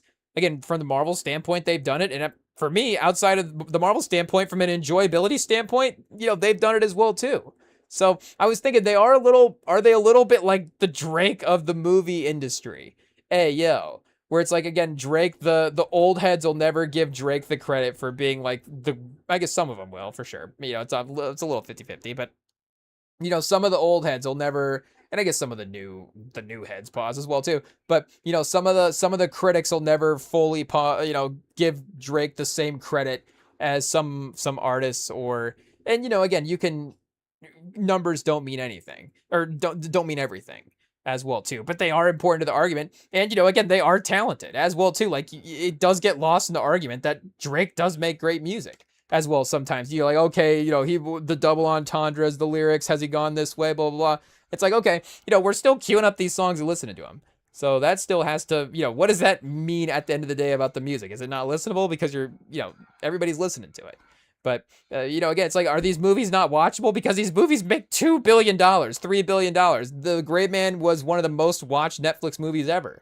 And, again, just because the Rotten Tomatoes score on it was, fine. That movie probably would have made 600, I guess 600 million's crazy. But, it would have made, I guess it's 100 million's, a pretty, safe. This movie was successful. I think the budget for that was pretty crazy, so it would have had to be more than 100 million. But I think that movie would have been a $500 million movie at a normal box office. There was some COVID stuff around. I'm trying to remember where that came out in the COVID time as well too. So maybe that's why. Well, it was a Netflix movie, so I guess it wouldn't have gone to theaters at that time. Again, that's a little confusing. But either way, if it was a Warner Brothers movie or something and it was in theaters, Russo brothers are, they have an audience because of the Marvel thing. Gosling has an audience. That's a big story. That move, and it was a fun movie. Word of mouth would have been good for it. That would have been really, really successful. I think it would have been, I keep lowering the number, 400, 450 again. It would have been crazy. And I was talking about Cherry earlier as well too. When I was talking about the tone, but Cherry is, I guess, again, I haven't gone back to it, but I don't think Cherry is a bad movie. per se. Again, it's a swing for what they were going for. You tell the Marvel stories. Do you want to start telling a more serious story? Again, you're bringing in the crime thriller elements as well too. And obviously they leaned into a lot of like the psychological, you know, the drug story for it. And again, it is maybe the reason I haven't gone back to it is because it is a really, really, it's a difficult watch. Just the psychological breakdown that the character goes through. But maybe again, if I went back to it, I would see it for I would see some quality there.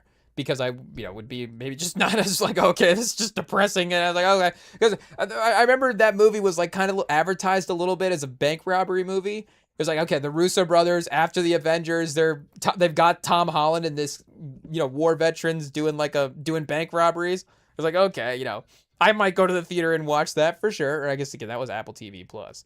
But it's like, I guess I might be queuing that one up. But then again, you're like, okay, there's a lot more heroin and a lot less bank robbery in this than I thought initially. But, again, maybe going back for the art filmmaking of it, it probably, I'm sure, that probably was successful in that way there. So I think as filmmakers, I trust them, again, to handle these stories. And I trust I trust the cast. And, again, we know that the cast that they're bringing in, and that has been some of the the jokes I have seen that with like Thor is like, oh, Thor's LeBron in the 2017 guy. It's like, is who's the guy from Under the Sea, Chad? Is Aquaman, Matthew Dellavedova in this situation. I'm not sure. But again, if we're getting real technical from it, and obviously, rest in peace, Chadwick, obviously, you want to have Chadwick on the team. You want to just have Chadwick around. But, if Shuri as the Black Panther is still going to bring Black Panther skill sets to the team, right? So again, like I'm saying, for what the lineup is, Shang-Chi, they didn't have Shang-Chi before. Is Shang-Chi more powerful than Star-Lord per se? So, again, we start going through the lineup. I don't think the lineup is like from a power standpoint. Again, they weren't dealing with the crazy cosmic heroes the last time. They grounded Thanos and they obviously did the time heist to actually win against Thanos. So they didn't even really, directly beat Thanos physically as well too. They did have the fight against him and obviously got destroyed, and the three, had to go up against him, and it was a, crazy scene for sure. But, again, there is, I guess, the precedent, there is the precedent there for the crafty win, if that makes sense. And I was talking to my brother a little bit about this earlier, and I was thinking about, like, okay, they probably are just going to redo a lot of the Avengers, Infinity War, and Endgame sort of beats to the movie. I would imagine that the movies are going to be very, very similar, especially with maybe how quickly they've wanted to put some of this stuff together, just the whole phase as well, too. But, at least I guess there is a, Robert Downey new character element there as well. But, again, the Downey, hot take, Downey's an Oscar-winning actor. Downey's a good actor. So as long as Downey is carrying the movie, but as long as Downey is in the movie, it's a Marvel movie, the Russo brothers are directing, like, okay, what's the baseline for that? Every movie that has been, which is, I guess, 3, because, again, Downey wasn't in Infinity, or in name all the movies he wasn't in Winter Soldier. So, obviously 4 for 4, I guess, with Captain America, but, 3 for 3 with Iron Man as well, too. And some of the best Iron Man is with the Russo brothers. Obviously, the Iron Man character early on, you go back to those movies, and the, more Playboy-esque, witty, charismatic Iron Man at that time, again, becomes more of a, I guess, do you say wiser veteran leader, sort of like almost not like a sensei type, but, that sort of corny Godfather type to Spider-Man. But that's kind of what he is to the group as well, too. And I guess you say in some ways to the audience, but, again, for what his character is with the Russo brothers, it's really great. But again, for what Downey is as an actor with the Russo brothers as well, it's really, he's had some of his best acting with the Russo brothers. Same with Evans, same with Hemsworth as well too. Hemsworth is exceptional in Infinity War as well. Obviously in Ragnarok, he's just become a really, really great actor in his career. So you have to give him credit. But again, there's too many pieces here that make me think that this is not going to be a good movie. Again, is it going to be a great, like, Infinity War is legitimately a great movie. Like, it's a 9 out of 10 movie. And, you have a legit sort of, like, do you say artsy end? But obviously you end on like a, spoiler alert for Infinity War. If you weren't in the 2 billion, that's odd. But, you have a, tragic end there. If you don't have the sequel, it is like a, whoa type of ending for sure. But you really do. And I always think that Infinity War does really work. If you don't know anything about the Avengers, like you say, how's that possible? It's really how you brand the movie. Like if you just brand the movie initially going into it as like just a disbanded group of heroes needs to get back together to save a threat. Like we've seen that movie. That makes sense for sure. And obviously that's what the movie is.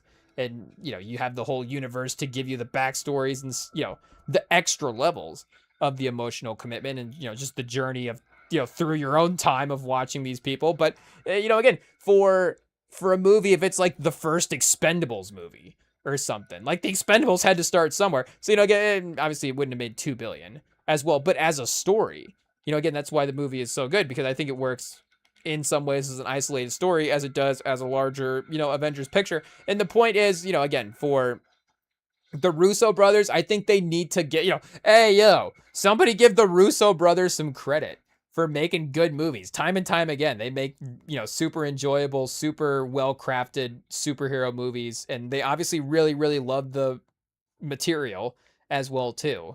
So they really do, and I guess I hope that they're, approaching it with the same sort of, passion that they have in the past as well. But again, I think it's going to be enjoyable, and I want a hot take and say Doomsday is going to be better than Dune Part 3. Do we commit? Because that would be a crazy. I guess I can't even speak straight and say it, so maybe not. But that would be a crazy hot take. Hey, because again, Villeneuve is obviously, on a level as a filmmaker. You'd say he's one of the best in the business just in general, making movies, again, hands down. Of anybody, I guess how many ways can we say it? But just rank movies outside of superhero movies, outside of genre movies. Again, he can get in the Oscar Best Picture contender just like anybody else. But again, the Russo brothers are going to go toe to toe with Villeneuve. I think we got to give him some chance. And I think maybe, I guess you can't like underdog going into the theater because, again, the movie's already made at that point. So it can't be like day of Doomsday just out of nowhere. Like they just had a great day. It's like, okay, the movie's already been made at that point. Maybe it's like a last minute editing change or something. I don't know. But there is a lot to go again, speaking of a lot of story to handle, obviously Dune Part 3 has a lot of story to handle. And, again, a lot of great acting pieces, again, history there, like where it's like, okay, we trust the process for this because we've seen it work. I guess the point is that's the case for Marvel and this specific group of people as well, too. Again, with all due respect to every filmmaker and everybody that was involved in Phase 4, again, they're not making this movie. The ones that made the good movie in again, I'm not saying, like we were saying, there's a lot of enjoyable movies, but just to make the statement, like the one that made the good movies in the ones that made the ones that also made good movies in the in the early phases are also making the movie or making this movie now. So again, there needs to be a little bit of, I guess, a benefit of the doubt there for what they've done and for the people involved. So shout out Serena Williams. We're with you there. We're also excited, I guess, but we actually have to watch the trailer and see what's going on here. So let's dive in, Chad. Hey, pause. We got the opening scene of Xavier's school for the gifted youth, I guess. Gifted youngsters, I guess, is what it says there. And if we look really closely, we do also have, some tiny quote here. I was really looking at this earlier, trying to sound it out on the phone, and it says Westchester. So, we really broke that down. Westchester County, New York, 1407, Gray. This is the part we don't have right here. Is it Gray Malkin? 1407 Gray Malkin Drive, I guess is what it's got to be. And then I guess I don't really know what these last two are, but it's the address, I guess, for Xavier's School of the Gifted Youth. So if you want to hit that up before, visiting or before going to see the movie, I guess that is a possibility. But yes, we know the X-Men are in this, of course, very prominently. We've gotten the snippets beforehand as well. So, okay, can we see what it says here? Salem Center? I guess Malkin Lane. Oh, Lane, not Drive. 1407 Gray Malkin Lane, Salem Center, Westchester County, New York. Xavier's School for the Gifted Youngsters. Okay, so, and I guess, is this just a normal shot? Is that like on the ground? It's been destroyed? But we do have the voice chat. The best part of this right away, and I guess we don't have the shot of Downey yet. Pause. We just got Patrick Stewart. Hey, yo. Which I guess could be a little, like, Patrick Stewart could be Doctor Doom later. I guess, potentially. Patrick Stewart and Downey? I don't know. But either way, what are you saying? Downey's voice in this? I guess, I don't know if this is Downey specifically right here, but we do get this later. Is he borrowing from Nosferatu? I guess is the question. There is some overlap in the backstory, I guess, between Doctor Doom and Nosferatu. Maybe both from Romania? I guess, I don't know exactly. Nosferatu, where is he from? Hey, yo, I guess, his hometown might be a little more difficult to pinpoint. He has been around for a while. But where exactly is the movie itself taking place? We have to go back and double check that. I guess, hey, yo, another reason to throw on Nosferatu. But he's got, I guess, can we do the voice of Nosferatu? There's a big threat coming that needs the Avengers. So I guess, we bring Skarsgård calling in, I guess, to do the voice. But I think Downey was like, okay, who else has played like an Eastern European villain as of late? Bill Skarsgård as Nosferatu.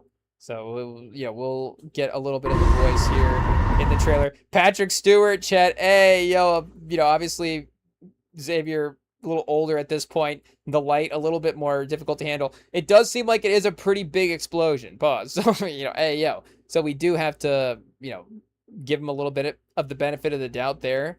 But yeah, it does look like, again, he's obviously, struggling to keep his eyes open at this point. Shout out. He's in a wheelchair, so what do you do? But yeah, we do. Is it a little destroyed here?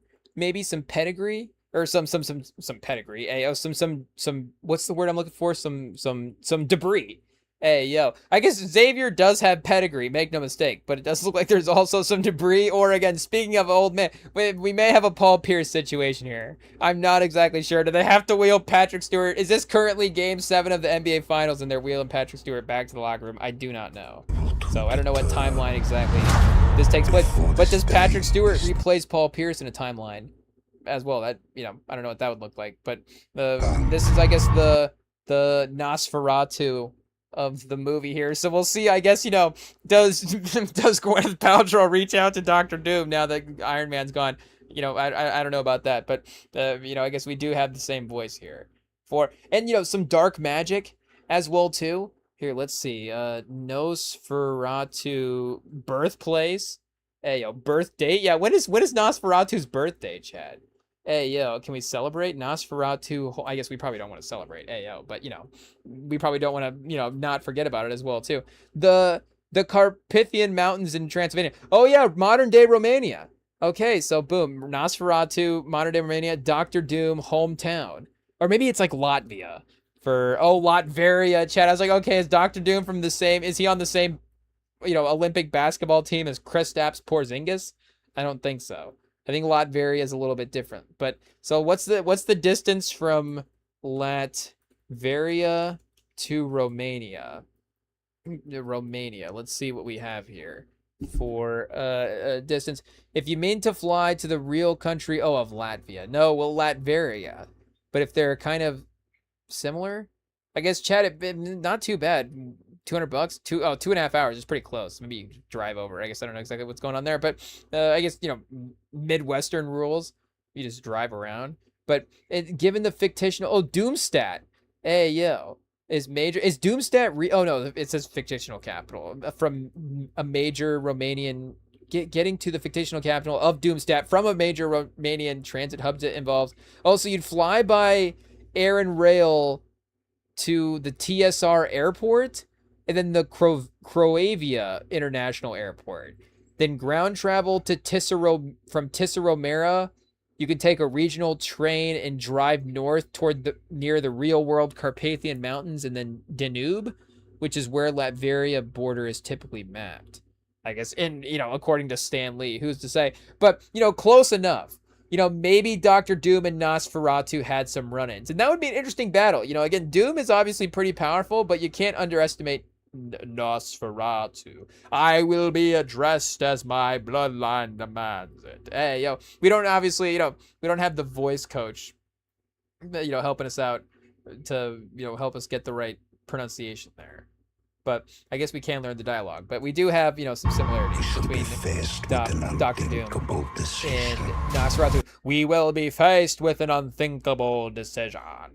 Will I buy a house next to the realtor that sold it to me? Which is a rare move, chat. But I guess if he has a hot wife, I guess Nosferatu is, borrowing some storylines there. Who's to say? Okay, we do have Avengers Tower. I guess, do we have to go back and look at Avengers Tower? I guess not really. But New York City, is there anything going on here, chat? Hey, is Spider-Man swinging around here? Speaking of our conversation with our brother, he was saying that, no Spider-Man, no Doctor Strange in this trailer, no Hulk in this trailer. So again, this is the first one. Hot take. We will probably get, 3 or 4 before the movie, maybe 3. So it's July now. I guess 3, it's July. So the third would be like 2 weeks before, we get the third trailer. So I would imagine maybe like the opening week of the NFL or college football. I guess college football would be, end of August as well too. So that'd be kind of close, but maybe some NFL week we get a commercial drop. Opening NFL week, we get something in there. But, otherwise, we may be a two trailer situation here. But either way, again, they're probably not going to drop Spider-Man's fate into the trailer the week before the movie drops out. It does get the Marvel conversation hyped, and it does reinforce, again, for maybe the fringe people that weren't necessarily like, am I locked in to go see Spider-Man? Because Spider-Man does have the fan base as well, but, it is definitely $1 billion fan base just on its own, I would say. Maybe 800 million. Tom Holland's Spider-Man's $800 million movie. But again, for what the Marvel fan base is, Spider-Man should be a $1 billion movie. So if you're just trying to breach that little extra gap there, pause. If you're not going to, I guess, decide Iron Man's fate or decide Spider-Man's fate before the movie's even dropped. And also Doctor Strange and I guess, Hulk as well too. Because Hulk is a part of the Spider-Man movie. He is in the trailer. I guess I don't remember exactly if Doctor Strange is. I've kind of avoided some of the trailers outside of the first one.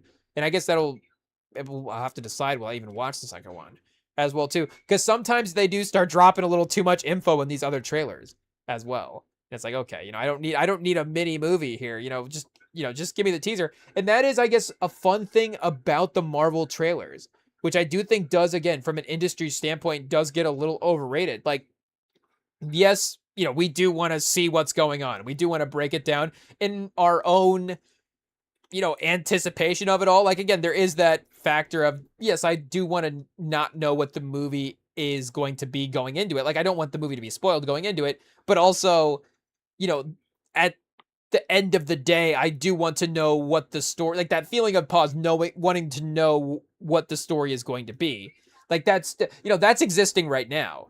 Again, so that, I might not trying to be actively pursuing the ending of it because I don't want to ruin the entertainment experience, but that doesn't mean I don't want to know where the story is going to go at this point.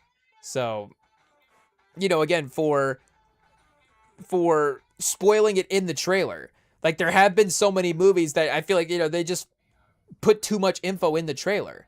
And the Marvel movies, like the Endgame trailer was like a lot of the initial footage, the first 10, 15, 30 minutes of the movie, again, Infinity War, they're literally like cutting and editing stuff out and just, fake scenes and all this stuff. It's like, okay, they don't even care. They're just going to straight up lie in these trailers. They're just straight up edit out Gwyneth Paltrow in a trailer. Just AI take out Pepper Potts and just not have her in a scene. And she's the most prominent person in the scene when they cut to it in the movie. So again, they will totally just lie and mess up and, just, hey, hot take, big movie Hollywood will lie about something, but they will lie in a trailer. But again, at least they won't unveil too much information in a movie trailer. And it will be like the Thor scene is the Thor dialogue is most of the trailer. And yes, it's like, okay, you have a big Thor speech in the trailer. Is that going to be a turning point of the movie? If it is, I guess, then it shows they, didn't have too much of also for the movie going on. But I imagine that's going to be, fairly early on in typical Marvel fashion. So again, this could even be like opening, shot of the movie as well too. Who's to say? But and I guess we had the little Doctor Doom phrase for the first 30 seconds. But this is where we kick into the Iron Man stuff. And again, it's a lot of obviously, a hot take for a trailer, but it is just a lot of B-roll stuff. And it is a lot of stuff as well too. I think that we got in some snippets beforehand as well. I guess again I'm kind of trying to keep track of all those, but there is definitely some overlap there. But we have Thor, I guess, with the Guardians here, or with the Guardians, with the Fantastic Four in their own spaceship situation here. I guess Thor doesn't really have his own spaceship. He just kind of bounces around from spaceship to spaceship. He is weirdly like a I guess. Well, I don't know the comparison we have to make here, but Pedro Pascal, I guess, showing up. We do have the Earth Avengers. Paul Rudd is now, again, been moved into the starting lineup at this point with Anthony Mackie and Bucky Barnes. Shout out. But, again, Anthony, I guess Anthony Mackie doesn't have the super soldier serum, so, he is. But in terms of a one-on-one, like, you had two guys with it and one without it. But either way, you would have had Captain America with it and Falcon without it. So now you have Bucky with it and Captain America without it. The power dynamic of the team still is somewhat the same. And Bucky is pretty close to the fighter of Captain America. Again, it is an MJ Kobe situation where Bucky is probably like 95% of the player that, MJ or that, that Captain America is. But Captain America, I don't know, he's, I guess a more good person or something. Who's to say? But, Paul Rudd being in the starting lineup is definitely a little bit of a change. That is for sure. But, again, obviously, Paul Rudd, the actor, I guess he's going to be important for this phase. It is what it is. He already has been. Paul Rudd, he's already ruined the phase. So if he ruins this movie, again, what do you expect? But I assume he'll be there for some handshakes and just maybe a couple of quips. Like that's what they had him do in he didn't really do anything in the last two Avengers movies. He did maybe have one scene in the fight at the end where he did have to shrink down and, pause, do something important there. So I'm sure they will have to use his abilities in going into the quantum realm. I guess he will be important if the quantum realm is going to be important, but I'm sure they can send other people or send Bucky Barnes in the quantum realm or something like that. And, make we can't send Ant-Man back. Last time it almost went disastrously. But, again, shout out. Obviously, we have a scene change here, obviously, because, they're not on a spaceship at this time here. Obviously, spaceship, unless they're walking off the spaceship. But this looks like, I guess you do have the pilot situation here. We'd have to watch the movie to get the layout of what the Fantastic Four spaceship looks like. But this is obviously, it doesn't matter. This is just straight up a different scene here. So we don't really know who this is here. We do have medium short hair. If this is Bucky, there is a potential that this is the other guy from the Thunderbolts. I don't know. Remember what the Warlock? Is that his name? I don't remember exactly who they had there. But, and there's like a couple different versions of what I'm thinking of. I forget the actor's name. So let me just look the Thunderbolts cast back up here and see what we've got going on. Oh, Will Poulter, that's the guy, because there was like a Will Poulter casting as well too. I forget exactly what his role was in all of this. Oh, that's right, Ghost Chat. Shout out. But Wyatt Russell, is Wyatt Russell in this trailer? I think he might have been cut out. But I think Will Poulter. Oh, Will Poulter's in Guardians. That's what it is. So wait. Oh, Sentry. Yeah, Warlock is in Guardians. Sentry is Lewis Pullman's character here. Let's see. Guardians 3 cast. So yeah, Warlock is in that movie. I think Warlock makes it out of that one. I'm not sure. But again, we have to go back and check that. But I guess this could be Century here, potentially. I guess I don't remember. I don't know who else has this haircut in the MCU. Maybe I'm slacking though, and just have to catch back up on the knowledge. But I guess maybe they wouldn't be like facing off or standing off because there is like some concerned looks here.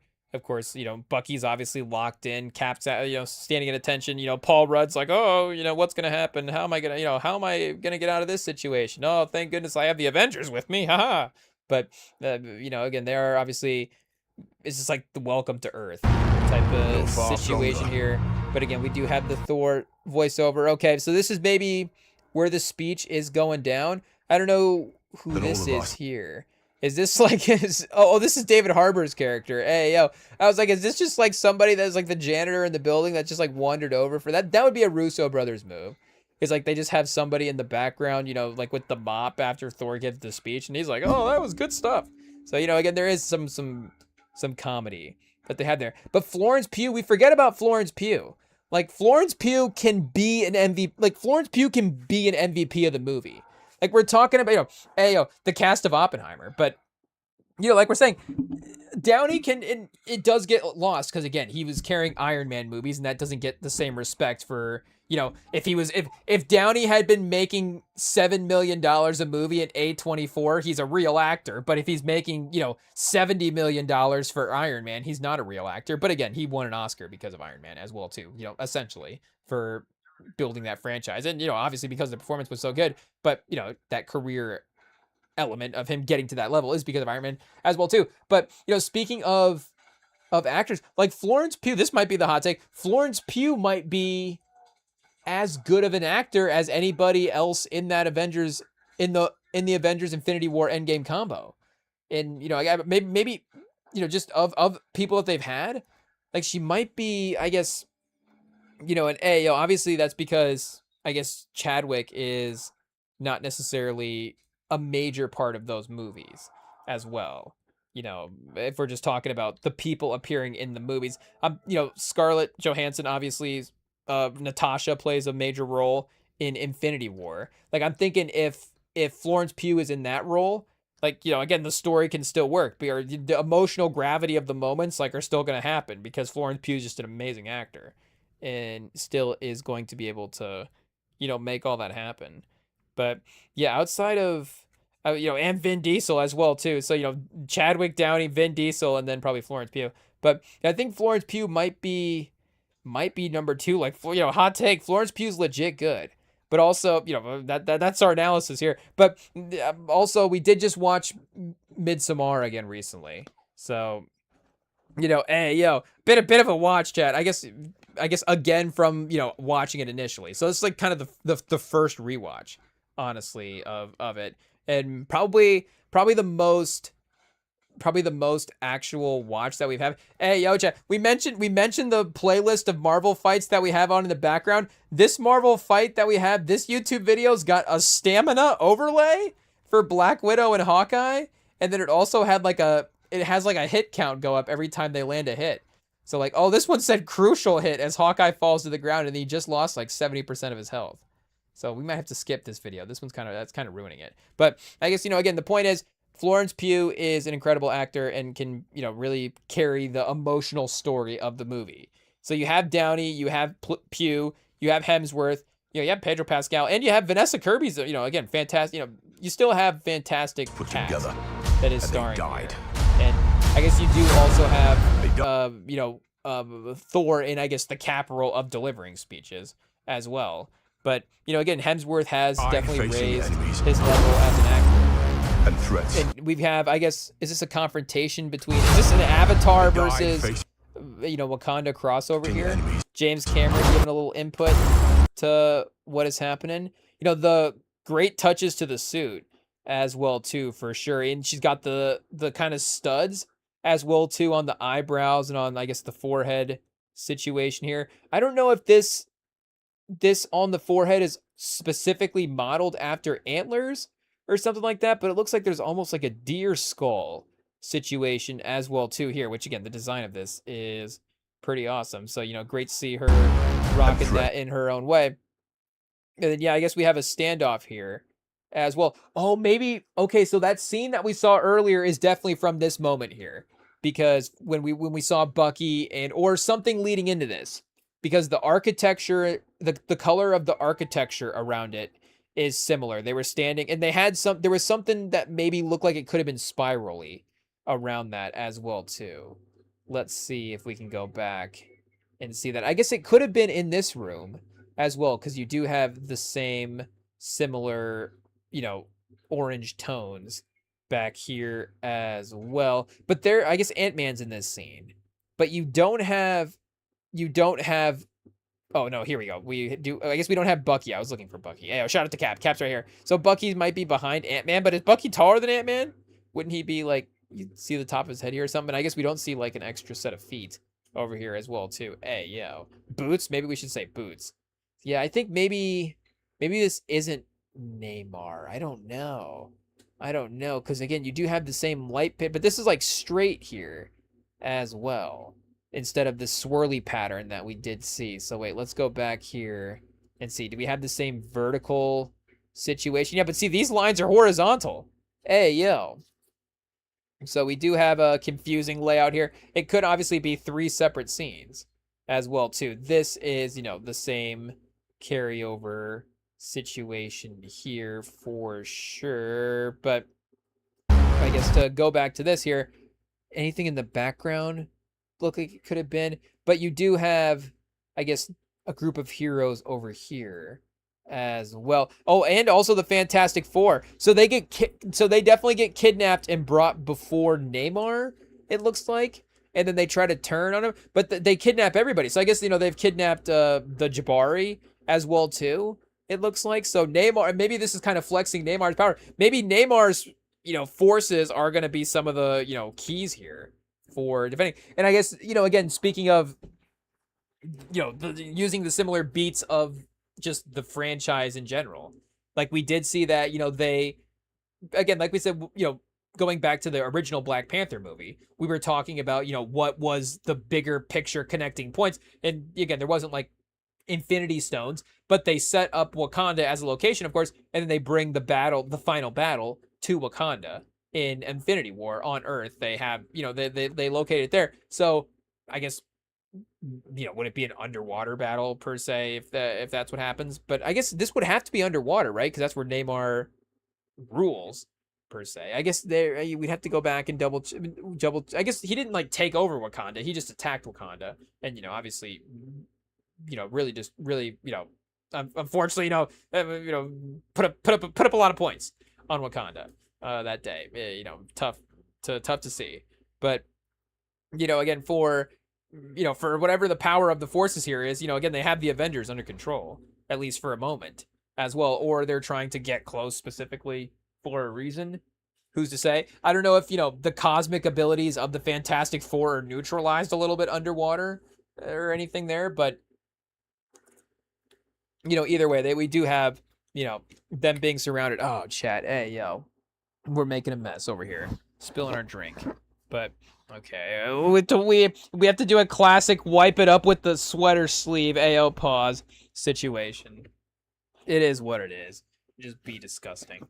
But okay, Chad. Now that we've made a mess, now that we've officially spilled our drink, we can continue talking about Marvel movies. Chad, somebody get the Cheetos so we can wipe it on our shirt. Hey yo, can we just commit? But anyways, back to being a nerd, chat. Let's do this. Pause. So I guess what do we got going on here? This might be new stuff going on.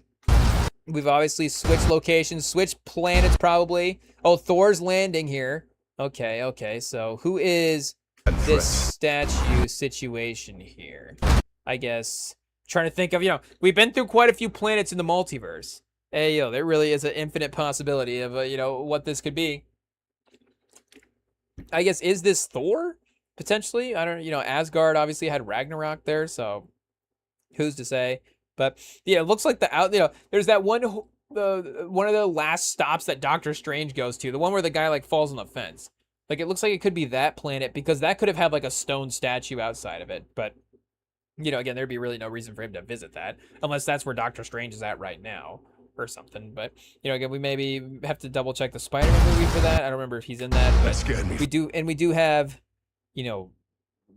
rubbish here as well too. Is he back on Earth for the first fight as well? Are they going to go back to the first Avengers movie and or the Infinity War and Endgame? They're going to time heist it again. Maybe would be the outline. Okay, and then Stormbreaker. Oh, this is where he's attacking Doom. Okay. Hey, I've already watched this 7 times and I can't remember what's going on, but okay, we've got the Doom matchup being set up here. Stormbreaker being electrocuted. So maybe this is where the movie opens, potentially. I'm trying to think. Or this is where the movie ends. Or it's in the middle of the movie. Who's to say?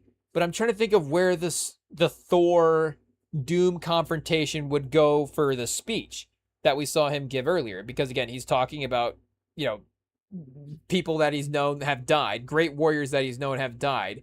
Facing threats less scary than this one. So, he could have confronted Doom initially for some reason and then obviously had to go alert the Avengers for what was going on. But I'll go alert, I guess not the Avengers, but alert the heroes around him that he knew of to see what they could do. But this could also be again a more planned attack as well. We'll get, I guess, into what the actual attack is in a second when we get the scene there. But Doom does look pretty terrifying, chat. Hey, yo.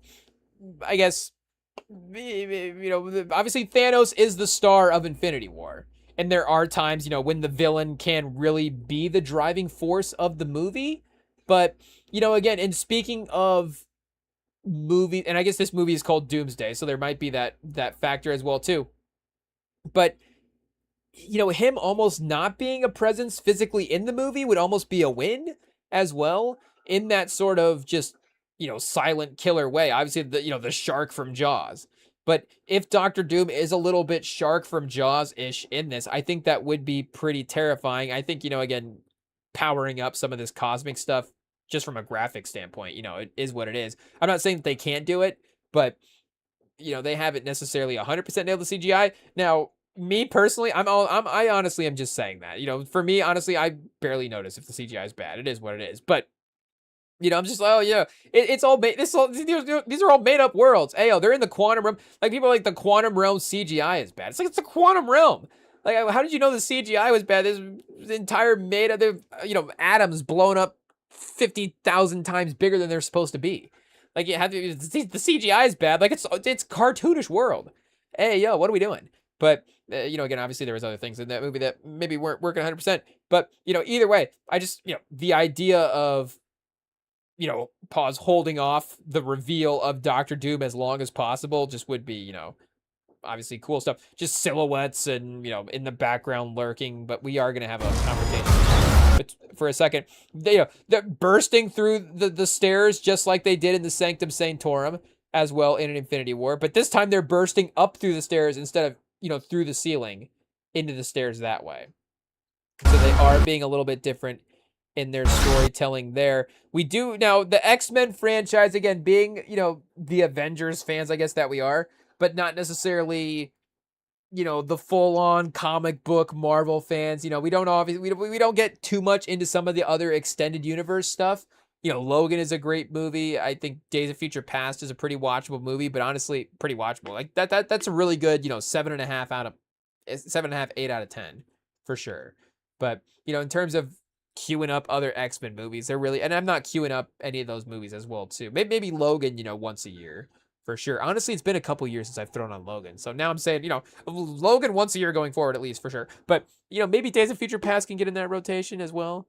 Again, that obviously pretty solid, but there's not a ton of other X-Men that are movies that are just in my personal watch rotation, or that, again, I have like strong recollections of the plots and the characters outside of just kind of what is the common knowledge of what's going on there. So I guess I am now recalling this guy's name is Cyclops. I do know that. A lot of the fandom channels, I guess that, when the first teaser watched, I was totally back in on just watching all the theory videos again. So there was a lot of people that were, excited when there was a Cyclops one that dropped as well too. People were really excited about that. James Marsden returning as the character there. So, again, obviously a lot of the, the original X-Men reprising their roles. But seems like people are excited if he's, having a more elevated story in this one. Again, it hasn't really been connected to the multiverse saga in a way, but there is that unintentional saga that was again already developed by the X-Men. So yes, there is that relial on did people see the X-Men movies from 15, 20 years ago or 10 or however long ago they came out. Pause, but for those movies being super popular and for people being attached to those characters, like you still can use that franchise functionally the same way that they've used their own to set up, the characters going into this. So yes, I might not be, again, as attached for me personally to Cyclops the way that I would be even to, a lower tier Avenger, just because of, the fact that that side of the Marvel, experience is what I'm more familiar with. But, either way, bringing in the X-Men is obviously the next move, and it'll be fun as well. And like I'm saying, the Russo brothers are good at this. The Russo brothers did this with Nebula. Like, this is maybe the Nebula comparison here, where, I don't know if we would have thought making her as important in Infinity War would have been like, okay, like, sign me up for that movie. Again, nothing against it. But it's just one of those things. Again, you start power ranking the characters, and there's just so many characters and so many arcs, and maybe that would be the one that you're just like, okay, it's not the first one that I would think of for, where is this character arc going? But, again, the attachment to Thanos obviously makes it a real, makes sense story reason for why she would be important, specifically in, attacking the villain there that they are attacking. And, emotionally, what Karen Gillian, if I'm saying the name right, what she's able to bring to the table is great. And again, they really develop, that character in that movie gets a little extra character bump with her attachment and her, the father-daughter relationship there. And obviously, Gamora as well, too, being important. But, again, maybe the player, the hero off the bench that we don't expect to be the star of the movie. Like, maybe that's the Marsden character. And again, if we're talking about the acting ability, I think Marsden can be on that tier as well, too. And maybe even more, of an actor in a way. I think, Gillian around the time of Guardians was having some movies. She's also in the Jumanji franchise as well, too. So, hey, making bank there. But, again, how functionally they can attach the story. I don't really know, again, Cyclops, Doctor Doom, if that's like a crazy rivalry in the comic books. But, there might be some Nebula similarities there. Okay, our guy Shang-Chi is fighting. We will, spoiler alert, can we just cut to the next? I guess, I don't know exactly where it's at. But we do have Channing Tatum is the one that our guy Shang-Chi is fighting here. But, again, I don't know. Unfortunately, he might be a little bit down the scale for hero tiers here, again, for storylines they incorporate. The 10 rings, I think, cosmically are going to be important powerfully for them to win, if that makes sense. Like, there is going to be a moment where they're going to have to, like, queue up Shang-Chi, and they're going to have to be like, okay, you're going to have to use the 10 rings to attack here, and he's going to have to do something. But, again, for the narrative of what he is going to provide for the movie. And, I love the first movie. So that's why I'm kind of sitting here thinking, like, how can he get involved? I don't know, again, if his storyline is going to be one of the first. But, if it is, again, I'm maybe that's the thing about this movie is there was maybe the lesser attachment to the cast. Hey, you're not saying it that way, but, there was such, hot takes and such strong opinions for where the story should go last time. You're like, okay, the Thor fans need to be set apart. Like every fan base was like, hampering for their own ending and for their own character, their own person to be the star of the show. And, again, not to say that people don't have fans in the same way, but I don't think people are like, okay, this has to be this has to be a Star-Lord movie for this one, or whatever the comparison is there. This has to be a Bucky Barnes movie here for Doomsday. It has to be Bucky. It has to be Falcon, not to be disrespectful. It has to be Captain America, Sam Wilson, Captain America versus Doom at the end of the day.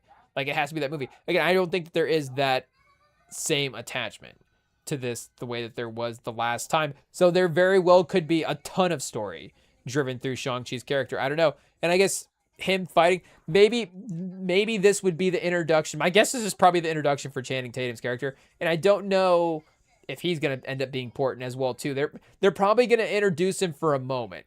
Like the problem is you have to bring in some of these characters that we don't know about for one moment in the movie, but you don't necessarily, hey yo, no disrespect to Channing Tatum, we don't necessarily, if Channing Tatum has to do something in the movie functionally that his character provides to the group that they don't have right now, like that is fine, obviously, but it doesn't mean that we have to tell his whole backstory. Like after Shang-Chi knocks him out, like we don't need a cutaway to like, Channing Tatum as a kid, and it's like, oh, he's playing by the river and his mom's, out there watching him, and he has to save his brother from, and that's how he got his powers. It's like, okay, maybe if he just shows up and powers up for a second, that could also be fine as well too. Because I know that he is playing kind of a highly anticipated person.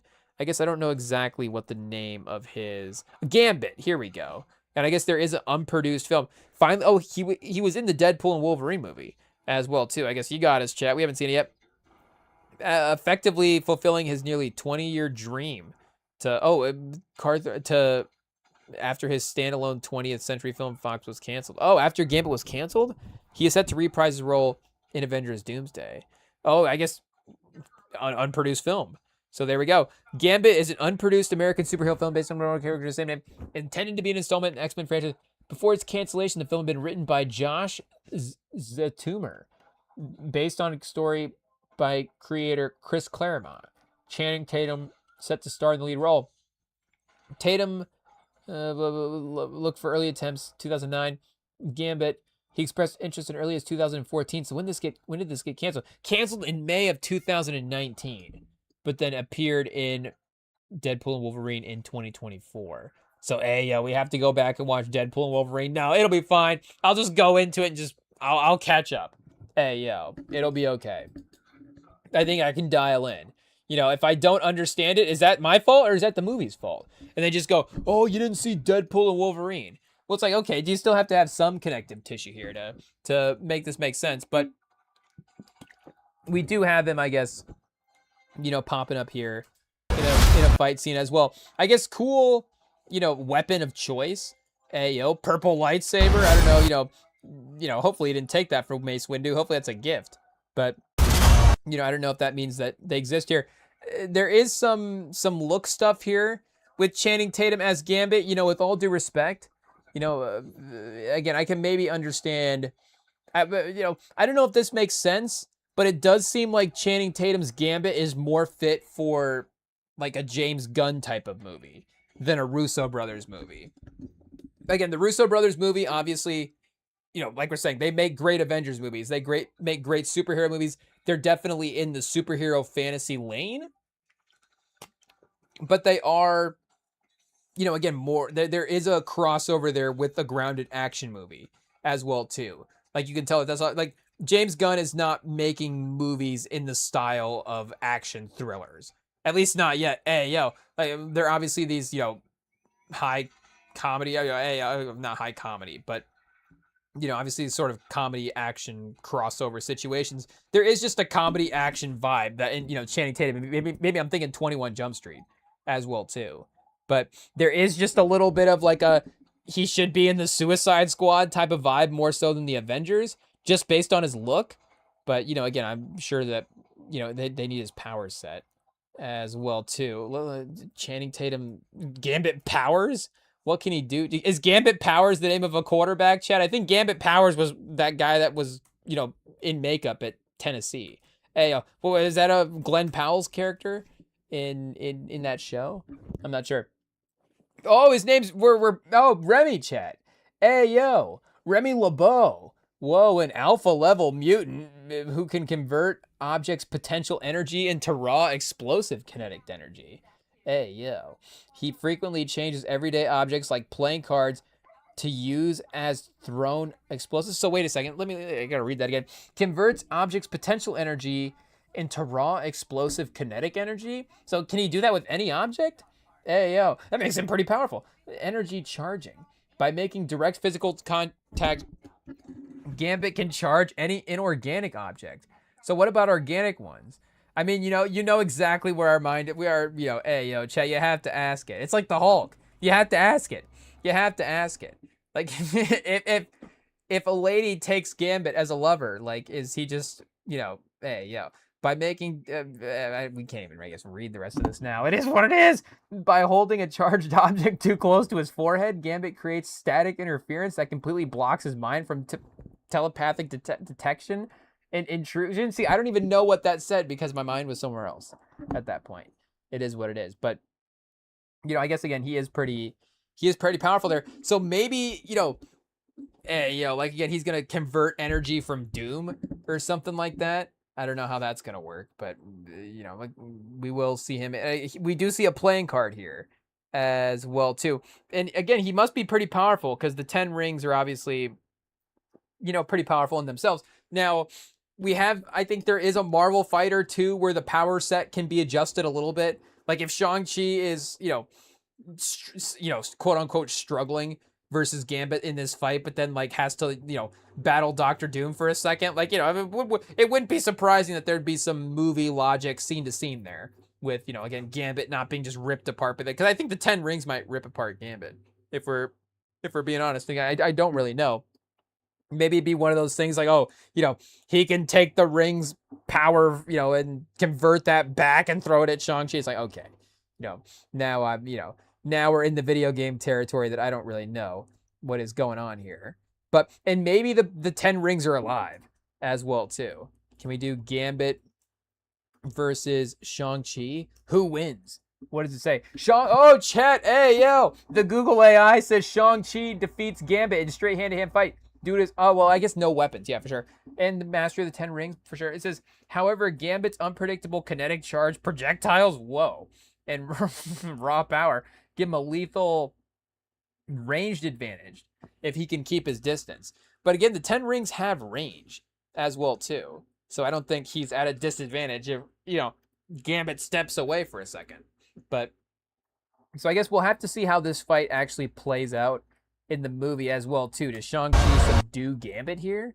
But we do see, hey, yo, chat, see Channing Tatum. I don't know, what?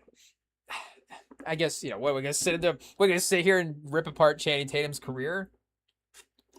Because again, I don't know. I guess my fear would be that, again, they're bringing him in to be like the third person in this movie. When you have Florence Pugh, where we're saying sitting right there, like if Florence Pugh is just not the, just give Florence Pugh every line in this movie and just let everybody else just, I guess, not every line, AO, but I'm just trying to be complimentary of her skills. That's all. But, again, there are, a lot of people that can handle the story outside of, again, other actors, for sure. But, if he's throwing around the purple playing cards, like, that's cool, for sure.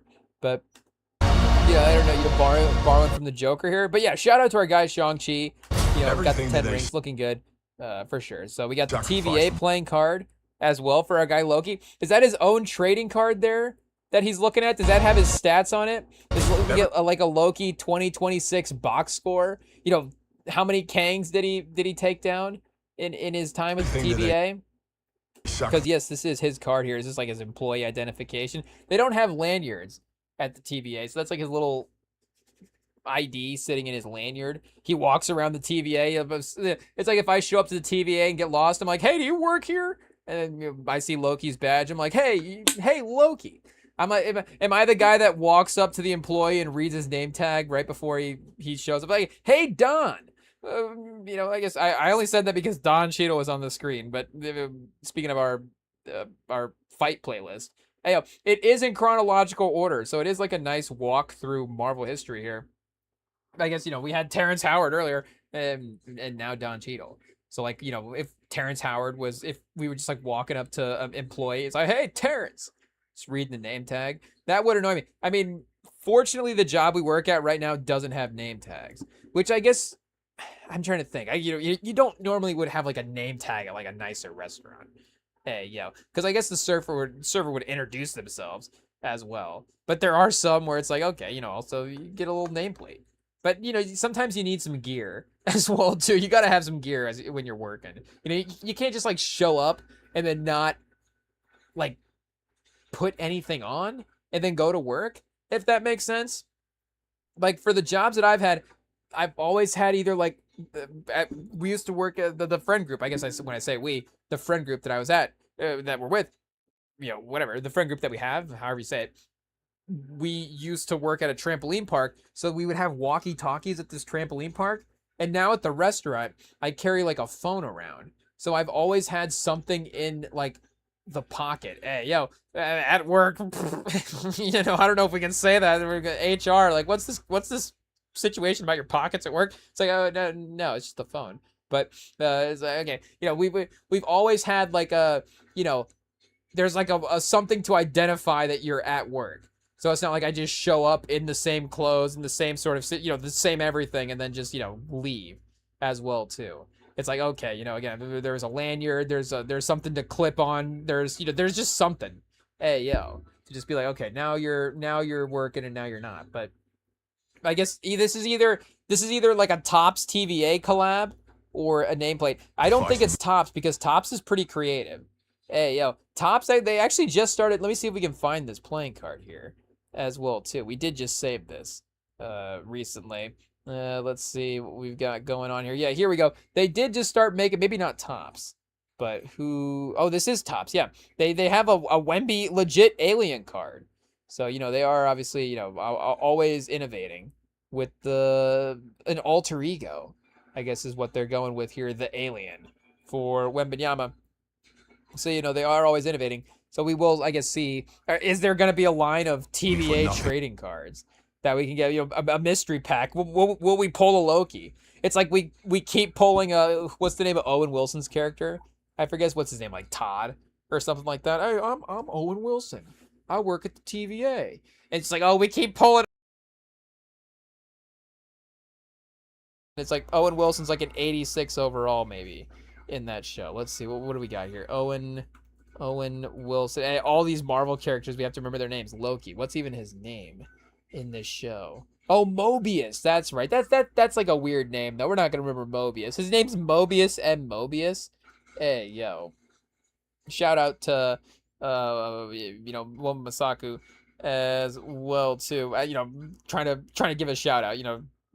Hopefully we didn't butcher the name too much, but Owen Wilson's character as well too. Like we're saying, Mobius, I guess is what we got here, and fun in that show as well. Who else? I guess I don't know who else worked for the TV. I guess like a Miss Minutes. Like I don't know if he just get like a ton of Miss Minutes. Oh, the Casey character, I guess is kind of like a side character type as well too for the movie. Richard Grant as a classic Loki maybe would be like a constant card. I don't remember. Was Crossbones in the Loki show? Hey, Frank Grillo. I do not necessarily remember the Frank Grillo episode of Loki. That is for sure. But yeah, we do have that there. And I guess we do have, we should also note just Loki in the TVA just in general. Like there is something going on here because, last time I remember Loki very specifically was sitting on the time throne.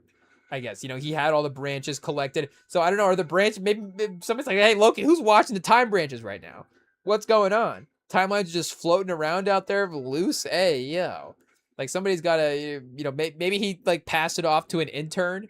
He's got like time branch interns now. He's really, been able to grow the corporation successfully the last couple of years since taking over. That's the thing. Kang never made partnerships with the other Kangs to like sub in and out time and time again. Loki, I guess I don't know what his other variants are up to, but maybe he's made some, some deals there as well too. And maybe there are just other Loki variants out there now that, again, there are other timelines. Obviously, again, this Loki that I guess the Loki from it's not the Loki from the Avengers, but it emotionally seems like the Loki from the Avengers, but it's the Loki from the show.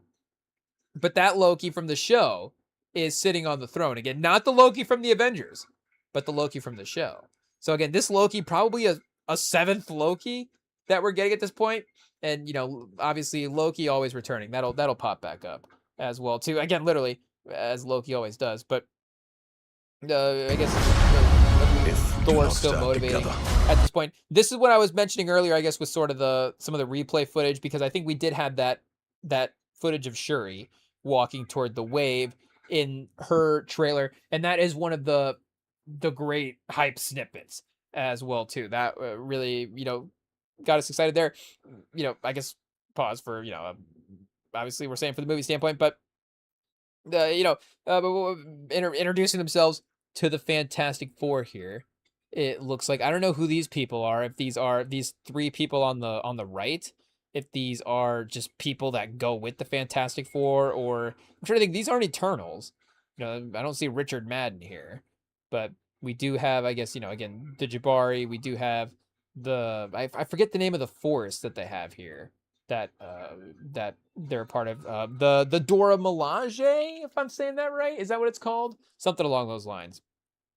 So, we have the greeting here. So this I guess is a Wakanda situation. I guess, again, have to go back and double check where they're at, because does the water imply something with Neymar here?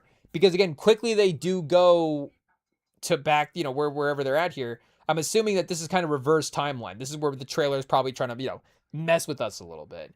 Where this scene probably happens before the scene from earlier in the trailer, where they're all standing around Neymar here. Let me see if I can find that earlier. Yeah, we're sure he's attacking. Because, again, they haven't obviously met yet at this point. Unless they meet afterwards. They break out and then are like, okay, let's introduce ourselves. But, yeah, again, I would assume that Neymar's probably right around the corner here from what is going on. So we get the handshake. We get, okay, Florence Pugh, shout out. And, anybody kind of working their way through a hallway sneakily is going to be a fun scene for sure. I don't know, is this Wall-E, chat? What do we got, a Wall-E cameo in the Avengers? Hey, yo. Hey, yo, shout out the Russo brothers. We love to see it. Hopefully Wall-E's safe. Hey, yo, we got Florence Pugh here. Is this Pedro Pascal? He's looking a little scared to be a superhero. Hey, yo. Like, again, I don't know what the situation is. And obviously Florence Pugh is just, her character is, I forget what her, Yvonne, something along those lines.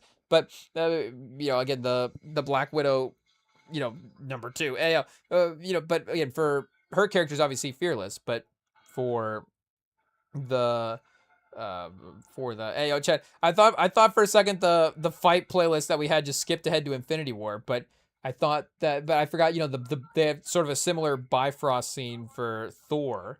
This must be Dark World, I guess, thinking of the timeline. Must have opened Dark World. So the Russo brothers borrowing from Dark World for the Infinity War entrance. Obviously they, replayed it a little bit better there. But yeah, I guess whatever is going on here has got Pedro Pascal worried. We also, is this Captain America back here as well too? Hey, yo, so this is, I'm trying to think, did we see them together? We saw Cap and Bucky earlier standing together next to Ant-Man. That was the scene going into this, that was the scene after Pedro Pascal and Thor were on the spaceship. So I guess maybe they were about to introduce there. And I guess, yeah, the jacket would probably imply that it would be Pedro Pascal. We've got another face popping out here, so maybe that's Bucky Barnes around the corner. Oh, and is this is another X-Men as well. I should know who this is. This is the character I think that Jennifer Lawrence plays in the X-Men, not Days of Future Past, but literally, I guess if we're just talking about timeline, Mystique is, I think, the character that we're looking at here. Again, our comic knowledge is not top-notch here. It is what it is. Avengers, Mystique, Avengers Doomsday. Let's see what we have got here. Played by Rebecca Ramoge, is reprising her iconic role from the original trilogy. So again, just continuing to show our lack of knowledge there. Oh yeah, first look at Mystique versus Yelena. There we go. Yelena Belova. I think I was combining her names when I said that earlier. So, hey, yo, is that going to be a fight scene that we get real quick? Because again, we did get some fights, in the Avengers. Obviously they were quick, but like when when Iron Man and Doc Strange and Spider-Man first go to space, the Guardians show up and there is that quick tussle between the group there. So this could be that, how the group meets is they have to fight it out real quick and then have to be like the quick standoff. Like, okay, who's who? And then, figure out the details after that. But we've got X-Men back again in, okay. And then she, I guess, transforms into Yelena as well. And then I guess we get a Yelena versus Yelena fight. Is that what we got here? Is this Ghost here, or is this, no, Yelena versus Elena? I guess our pausing there was kind of bad. We were only pausing. the blurry moments, but it does look like we get a Yelena versus Yelena fight. So I guess maybe Florence Pugh is important. They literally just turned another actor into Florence Pugh in this movie. They're like, Florence Pugh is so good. The shape shifting actors are going to be Florence Pugh when they turn into other actors. So and then I guess Ian McKellen. This is from the earlier scene as well too. We've got somebody visiting Ian McKellen in his home, chat. Hey yo, and by home, you know what kind of home? Not his home. Hey yo, I think just a home is what it looks like. But I guess, or you know, some probably just a school as well. But we have mosaics as well, but not religious. I would say it could be a church, but usually it would be like an apostle or, you know, obviously, you know, the Virgin Mary as well. Or I guess, you know, depends on what point of the timeline you're putting that mosaic up. Maybe not the Virgin Mary, but, you know, either way, for, you know, again, obviously, you know, those mosaics would usually have a person on them there as well. So I guess Ian McKellen, maybe not having like a confessional moment as well could be something that, you know, we've seen in Marvel movies in the past, but I guess again from the past snippet, I think this is probably Patrick Stewart sitting across from there. Oh, maybe this is the scene, maybe not, but you know, not surprising that they're, you know, hanging out. Oh, yeah, there we go, perfect. So they're visiting each other, you know, I guess wheelchair races around the retirement home at this point. You know, what else do you do as retired X-Men, chat? You got nothing else to do, so you just kind of, you know, skirt around and record each other's times, you know, hopefully, you know, okay, Ian McKellen, he's like, I broke the record, he's like, but nobody saw it, so you're gonna have to go back and rerun the lap, and somebody's gonna have to actually record the time and, you know, make sure it's officially logged there. But we do get the return of Paul Rudd's daughter in this movie. Shout out, chat. Hey yo. We'll have to see how that goes. You know, I think, oh, maybe kissing her goodbye. Maybe this is the scene. Hey yo, Paul Rudd's, I gotta go. She's like, am I in this movie? They're like, I don't know if I saw the cast, but you know, I guess we do get one scene here. So, you know, we'll see again. Just a lot of the scenes, you know, we're assuming maybe some early scenes here. So that could be, you know, again, Paul Rudd kind of initial, you know, mission getting going there. But X-Men, you know, we got an explosion, or Fantastic Four, I guess.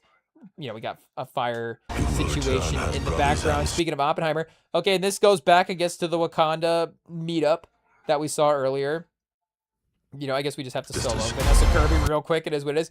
And shout out to Shuri as well, too. So I guess there was a nod there that could be, you know, again, a scene-to-scene cutaway. I mean, like we're saying, the problem is, I don't even know if in these Marvel movies, if the back-to-back scenes, like, they're trying to imply something, for sure. They're definitely trying to imply, you know, Vanessa Kirby and, you know, Loretta Wright definitely, like, acknowledging each other in this moment. And maybe they are acknowledging each other in these two scenes, but, you know, who's to say that these two scenes are back-to-back here? But, you know, we do have the sort of sand environment, it looks like, outside this spaceship here. But, you know, Wakanda does have, obviously, their own, you know, innovative tech spaceships as well, too.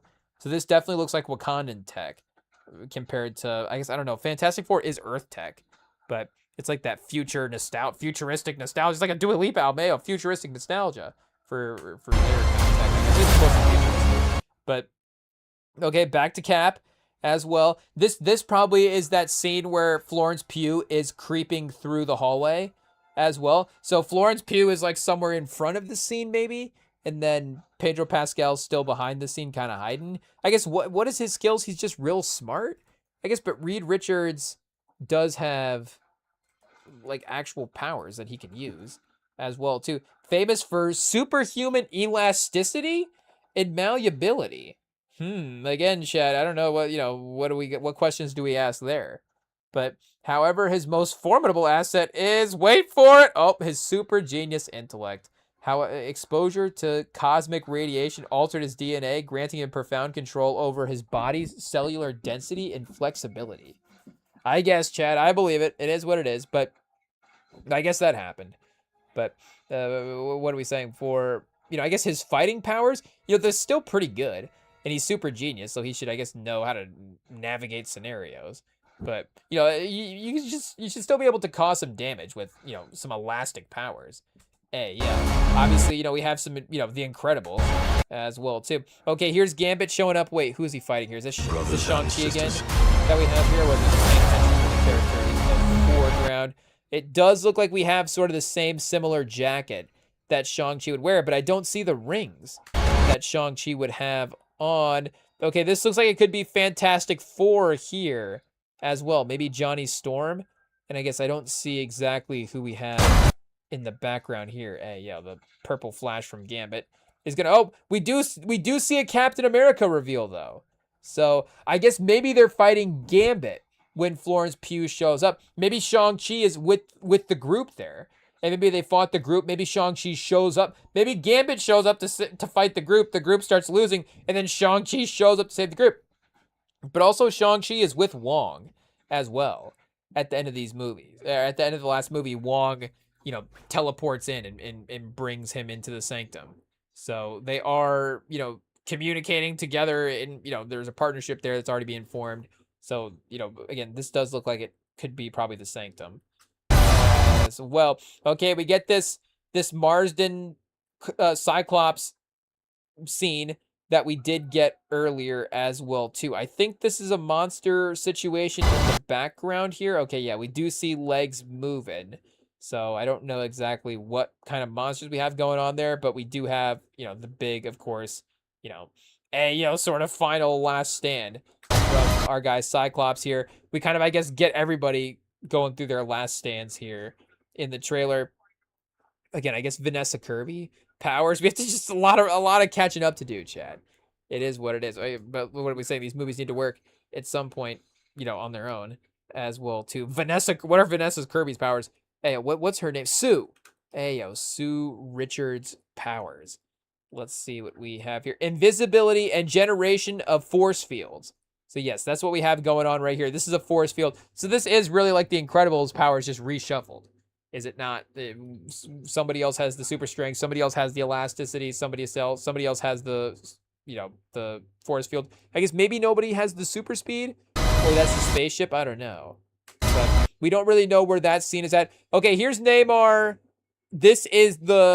So he will definitely attack the meetup. Then that happens because we do have the wave in the background here. We do have the sand. I guess there is the potential that he does defend them in the meetup and then captures them because, it's like he had to just defend what was around there anyways, that kind of vibe. But, and then he's like, okay, I'm just bringing everybody in at this point. But, he could also attack there as well, too. And, the Fantastic Four, obviously, being sort of a threat, a new threat, he could step in and stop him there. And then we have, back to the Thor Doom confrontation, because this is the last time we had left Thor in this trailer here. And he was, obviously had the Stormbreaker being Flash there. So again, Doom has obviously not been, the major part of this trailer, and it is a Doomsday movie. Like we're saying, is it going to be a Doom origin story? I would assume there would be some scenes. I guess that's probably where the movie would open, as like Doom as a kid, maybe at some point. I would imagine that would be very, very super early on, that slow sort of scene. There's some scenic cinematography there of, where are we at? Romania. And then, Doom growing up or him like melting the mask on his face or something. But we do have Thor charging up for an attack here. Obviously the iconic Thor jumping in the air, Dr. Doom unfazed, not even moving. So again, we have Downey, but we have him in a mask. So I don't even know. This could be just a stuntman as well too. Again, speaking of the CGI, I guess we're kind of pause and playing here, but the CGI seems like it's, it's fine as well. I'm not saying like it's bad. I'm just saying like I can't like be like, oh, this CGI is so unrealistic. Like, what part of this is not, what's the unrealistic part of the CGI here? The Norse mythology person jumping with the lightning and the magical hammer, the magical axe. Like, I think the CGI is doing okay for the most part, but we could go back and watch it all in replay here.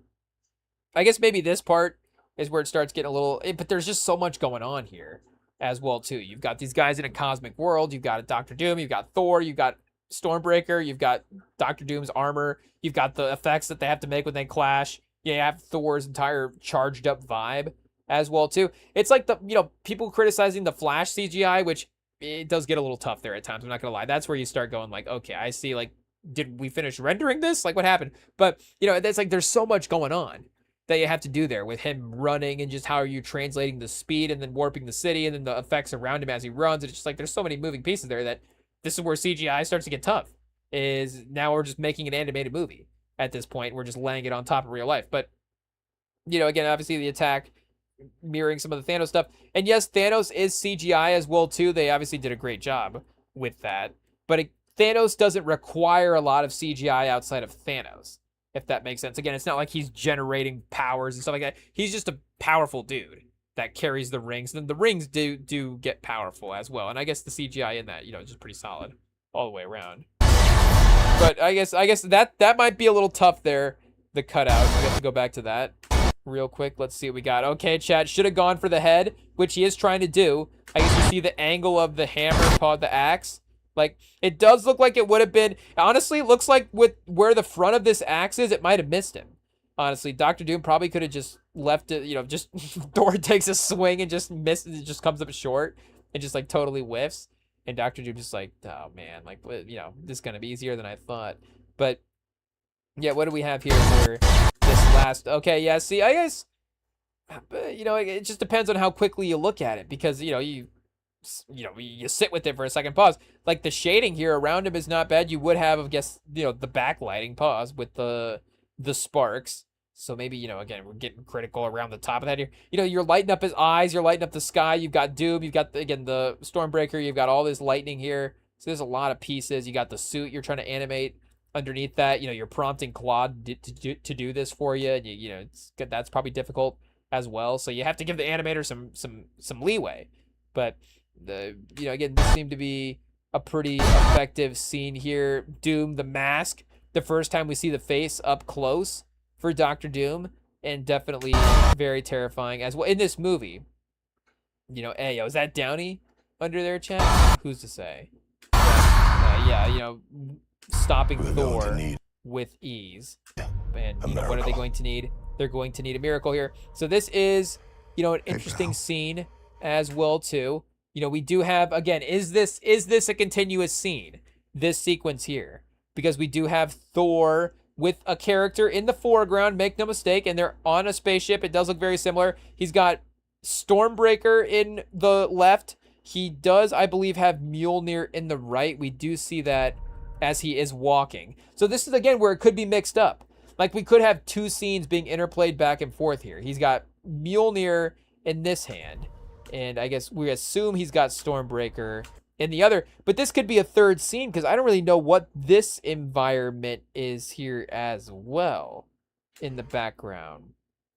Again, this gives spaceship, but this gives a bigger sort of cavern hallway vibe than the claustrophobic situation that they were in there. But yeah, again, he's back with Stormbreaker. We got similar lighting here, and like we said, the character in the foreground that he's addressing, and hits him with it's not possible. And then we get the cut. He does have Mjolnir, so this is, I guess, the test to see what is happening. And then it's Captain America. Okay, so no, that is the window. We do have the same window that we saw in the background. I guess, you know, the hallway opens up, a little intersection here in the hallway. And, you know, again, he does have both of the weapons the whole time. So it's not like, oh, is this, he had a one weapon here scenario where, you know, maybe it's a different scene. And again, if they're mixing in too many scenes, maybe they're giving away too much. They're just playing out a couple here in the trailer to get started. But the test to Mjolnir to make sure it is possible that, you know, it really is Captain America. How could he possibly be back? It is Captain America. Now, the part about this that is a little interesting is, again, this is Thor that we're talking about that is wondering how Captain America could be returning.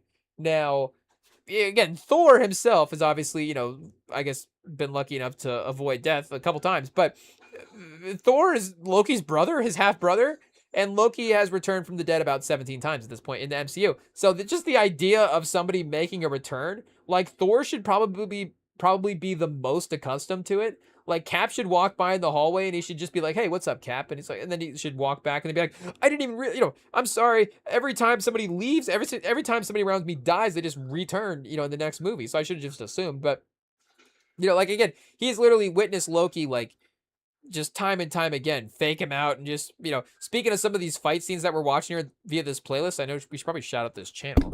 that put together this playlist. But just type in every MCU fight scene. It's a 250 movie playlist. You'll see it. It's in order. It'll be easy to find if you're locked in. But what are we saying for some of those early ones? It's like, okay, Loki faked his death in this scene, and then faked his death in the next scene, and faked his death in the next scene. So, and again, Captain America didn't die. Hey, yo. He just stayed in the timeline.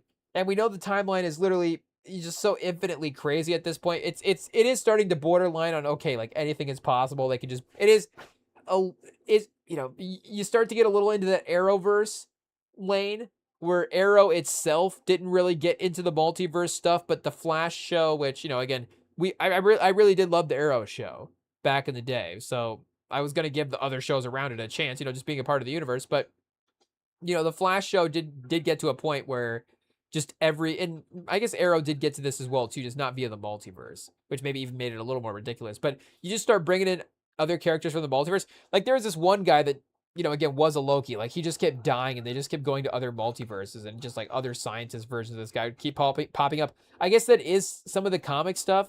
And that is how they, can kill a character off and have that emotional scene and then just bring him back later and just be like, okay, it's the same. And you still, mentally apply all of the same, character memories to the person, even though, again, like we're saying, this Loki character that we're dealing with is a Loki that we've only technically been with about, half to a third of the time in the timeline. And the other one, is just dead. It is what it is. But, again, like there are so many other Lokis that keep popping up that Thor should not be surprised at all that he's seeing Captain America. So that is honestly the one, and, the Russo brothers, maybe they're just writing a superhero movie here. Like, it's just a line that you say when, the guy shows back up. It's not possible. How could you be here? But that line does make me think that it could be something else for this scene. Again, he is obviously in the ship here as he does deliver this line. But, and this is just me holding out too much hope for the movie at this point as well.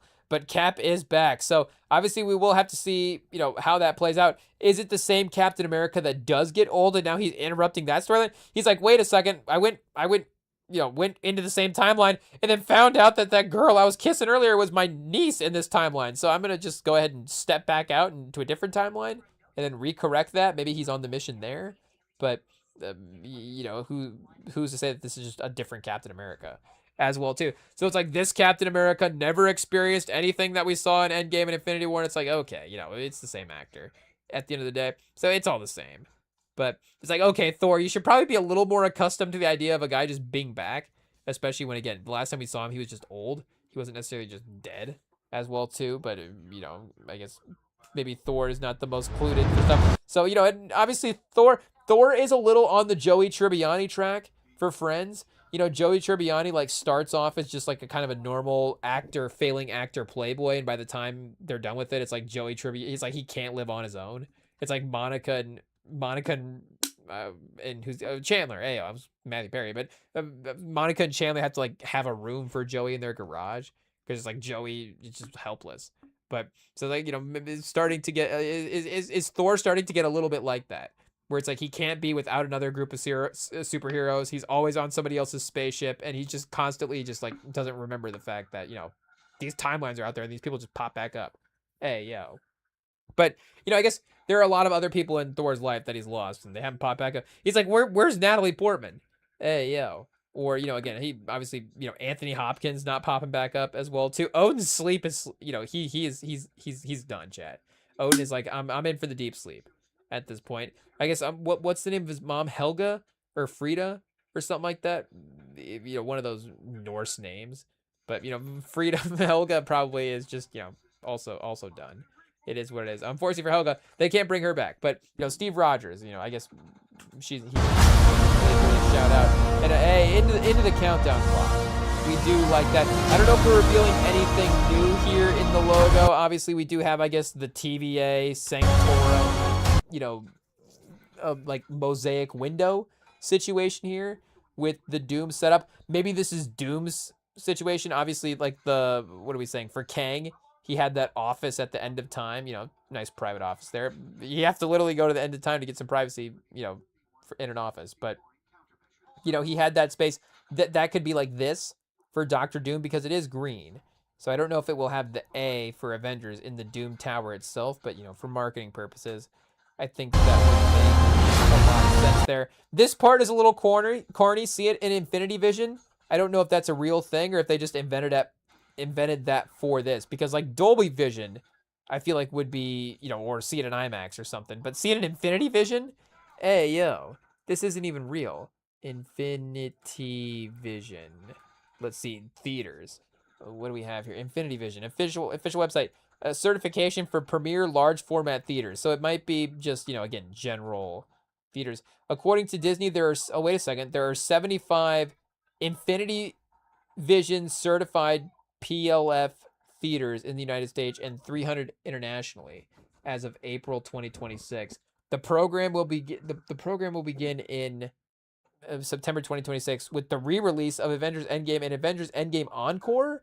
Hey yo, what is this? Avengers Endgame Encore. Is that like a little short film that they've got going on? But yeah, they're branding their own sort of theater experience here, Infinity Vision, and there is, I guess, that IMAX competition with not Oppenheimer, not Odyssey either. Dune Part 3 that we were talking about earlier. So I guess maybe there are those fans that really want to see it in IMAX. I mean, there are for sure, but IMAX. I get the film buff side of me that is wanting to experience the films what that they were intended, is what I'm pausing there. But again, also I just want to watch the movie at the end of the day, and it's not going to be ruined. Like that's the part that also you have to tell yourself, like, yes, the creators and the other, like Nolan's really going to push IMAX. Obviously, Sinners for IMAX, Sinners is great in IMAX. You get the scene like where they the vampires first burst into the juke joint there, and it goes IMAX and it like pops back up,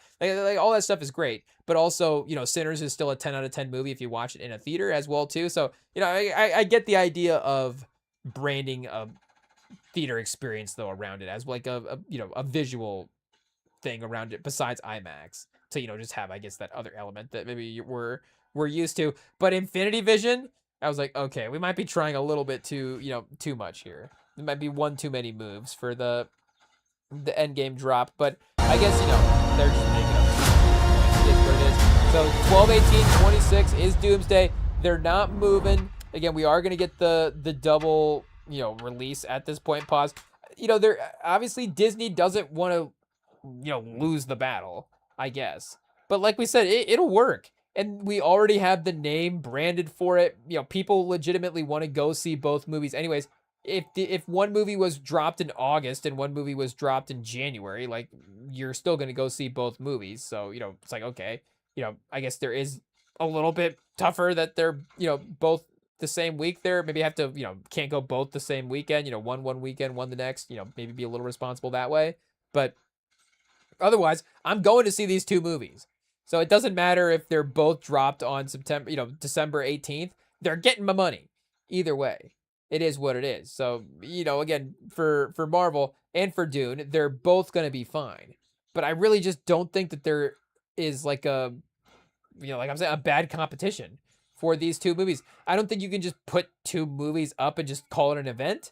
But they did work something out here. And I didn't even know if they were going to get a title. But they got a title, and that really does help. And, just, again, you have two high-level movies, two high-level franchise movies that have had just a lot of, hype and build up and success in the past that really set the stage for these things.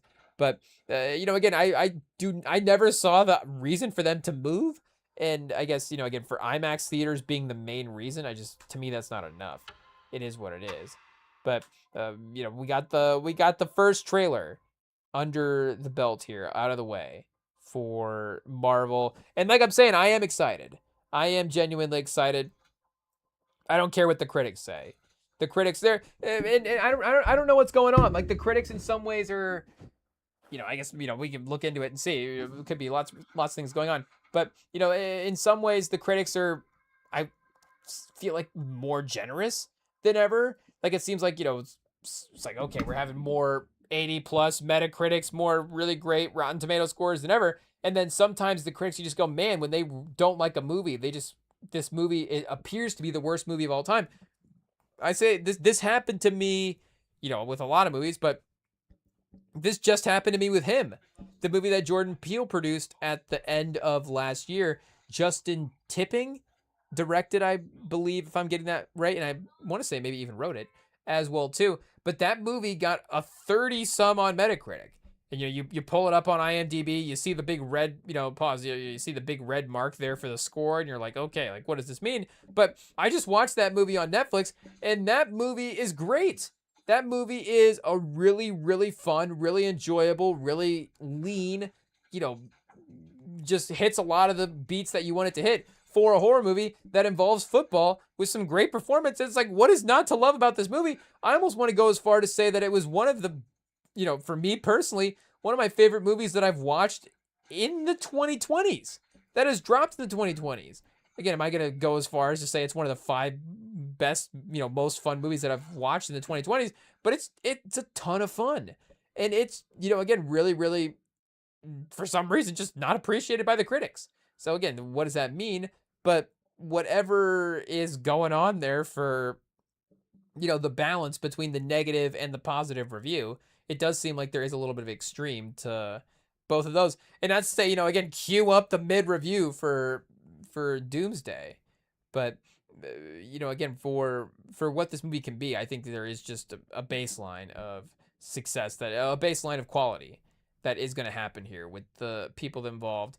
It is definitely, for me, undeniable that probably is hopefully going to be the case. But yes, again, there is obviously a lot of story stuff to cover, and honestly, I think it is a little exciting as well too. That that's not to say that they don't have the story worked out. But I was thinking about this with this new Spider-Man movie. Like, this is the first time in a long time for a Marvel movie that I'm going in and I'm like, I don't really know where this is going to go. Like, I'm not saying I didn't know, I'm not saying I knew where Doctor Strange was going to go. I'm not saying I knew where the Thunderbolts was going to go. But, those movies did have a vibe to them. And, again, it's like, okay, the multiverse stuff, kind of what's in play here for that with what the characters, just are involved with on a typical basis. But for Spider-Man, again, you have a whole, personal narrative of him having to, deal with the fact that people don't remember that he's Spider-Man, people forgetting about him. And then you have a whole, MCU movie, this being the first movie before Doomsday, is also an important story factor you have to consider in as well, too.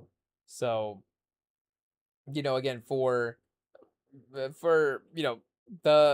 movie, we're definitely, again, excited compared to, I think, what maybe the general level is, but I'm assuming the fans are going to be excited. And, again, this movie's going to be fine. It's not like this movie's going to not make money at the box office. Like, the thing is, if this movie makes 1.8 at the box office, it's like a failure.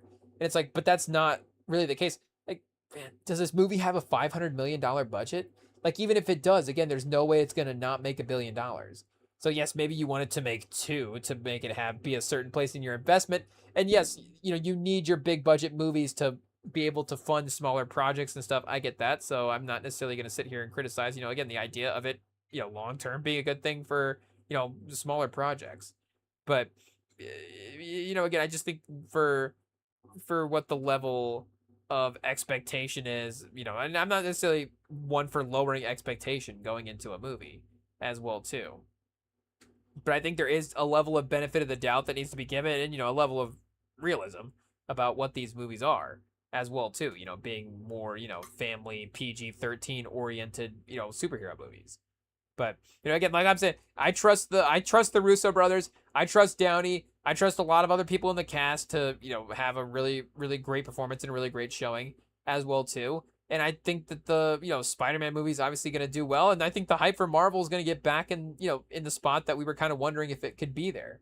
Like, there is a mystery to what's gonna, what the next part of the phase holds here and how the Avengers could go down. And I think the hype around it could definitely be, again, getting back on track to where they're at. They're never gonna redo the old days, and I guess I hear people say that as well too, and it almost sounds like a negative that happened. One, it's like, let's appreciate the old days. Hey, there's nothing wrong with the fact that we lived through something special there with the MCU. Like, do we need to repeat it again? I'm all for great theater experiences, but again, let's have the next thing as well too. That's okay.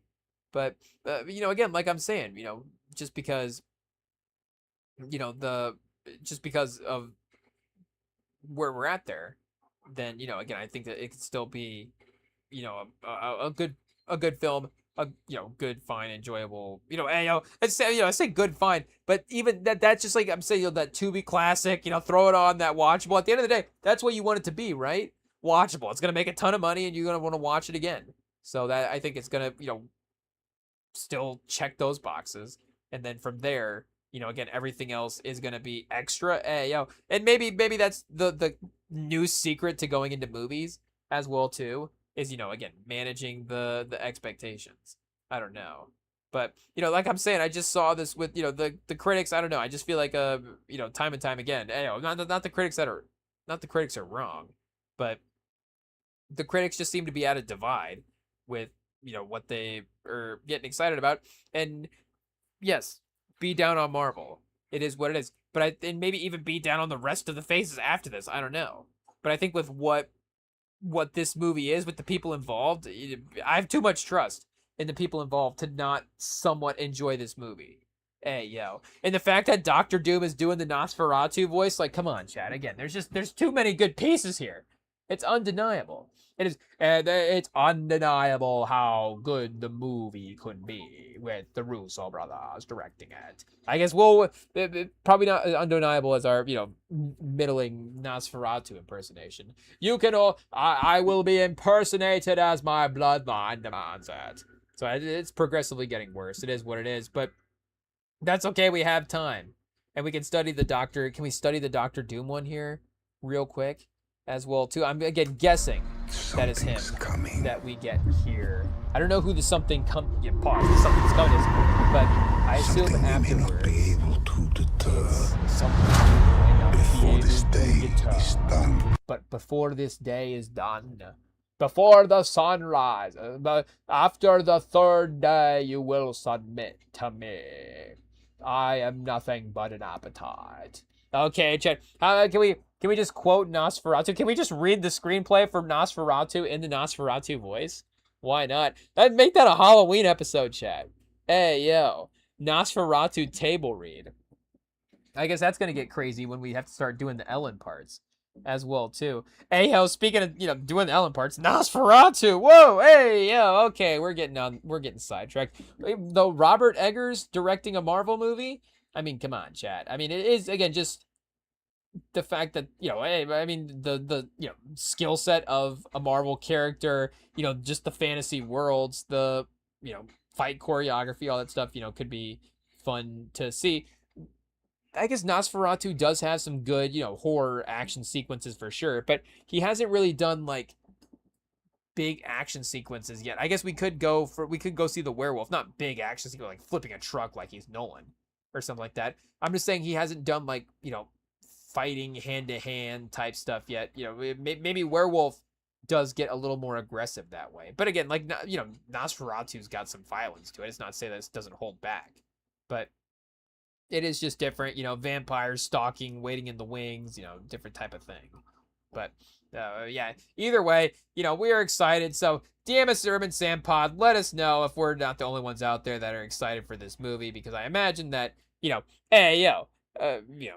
obviously there's a lot of reasons to imagine why, people are excited for this.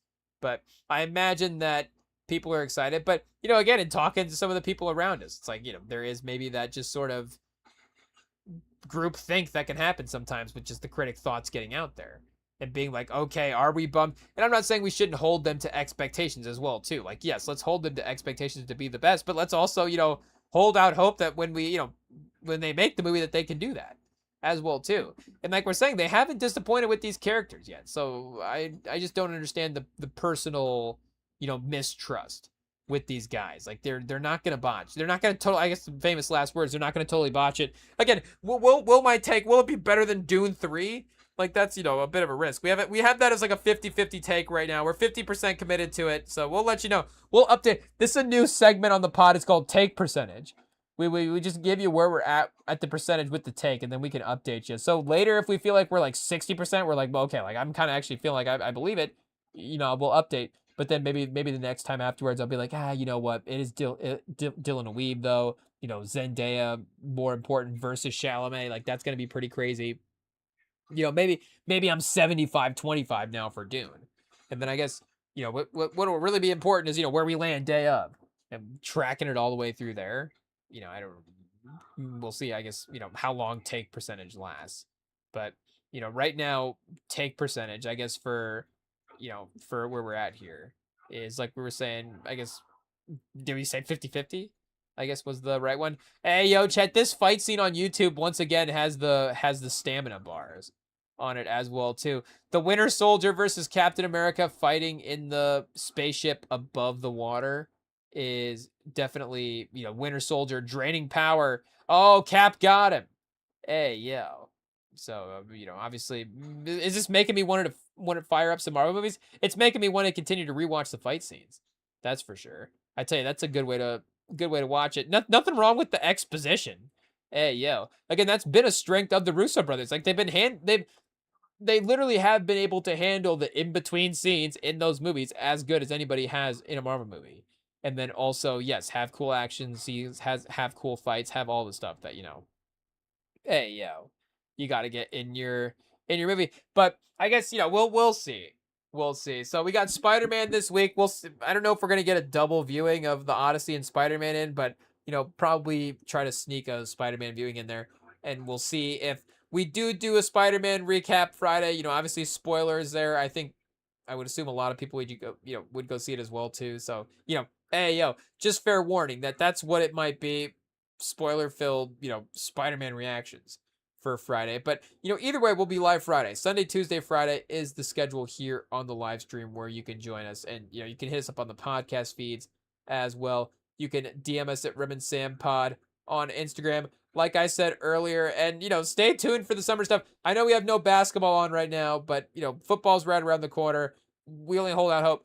We can't get here soon enough. Somebody at work updated us with like the training camp schedule. They just keep us updated every day. They're like, okay, 55 days to football, 53 days to football, 52. So they were updating us today. They're like, training camp starts today.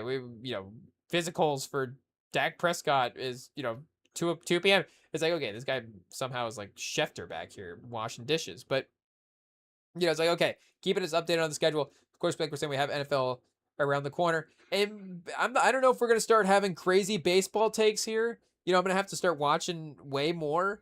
But we have been having it on in the background. We have been having it on. Like I'm saying, I went to toss on basketball, just anything. And it's like, okay, not getting it there. I guess, well, obviously there's Big Three. Check out the Big Three. But, we might start dipping our toe into baseball. It might be time. We're officially washed up, chat. We're going to watch baseball. It is what it is. But yeah, like I said, you can join us here on the Friday live stream for the next show. We will be back then. We will see y'all later. Enjoy your time at the movies. I guess, Obsession out on Peacock now. It's what a time for movies are back, Chad. Hey, movies are always back and they're always needing saving. But right now they're back. So, we'll see if we can get back to the theater for a Spider-Man viewing. And we will catch up with you on Friday, maybe talking about it. We'll see you then. Peace.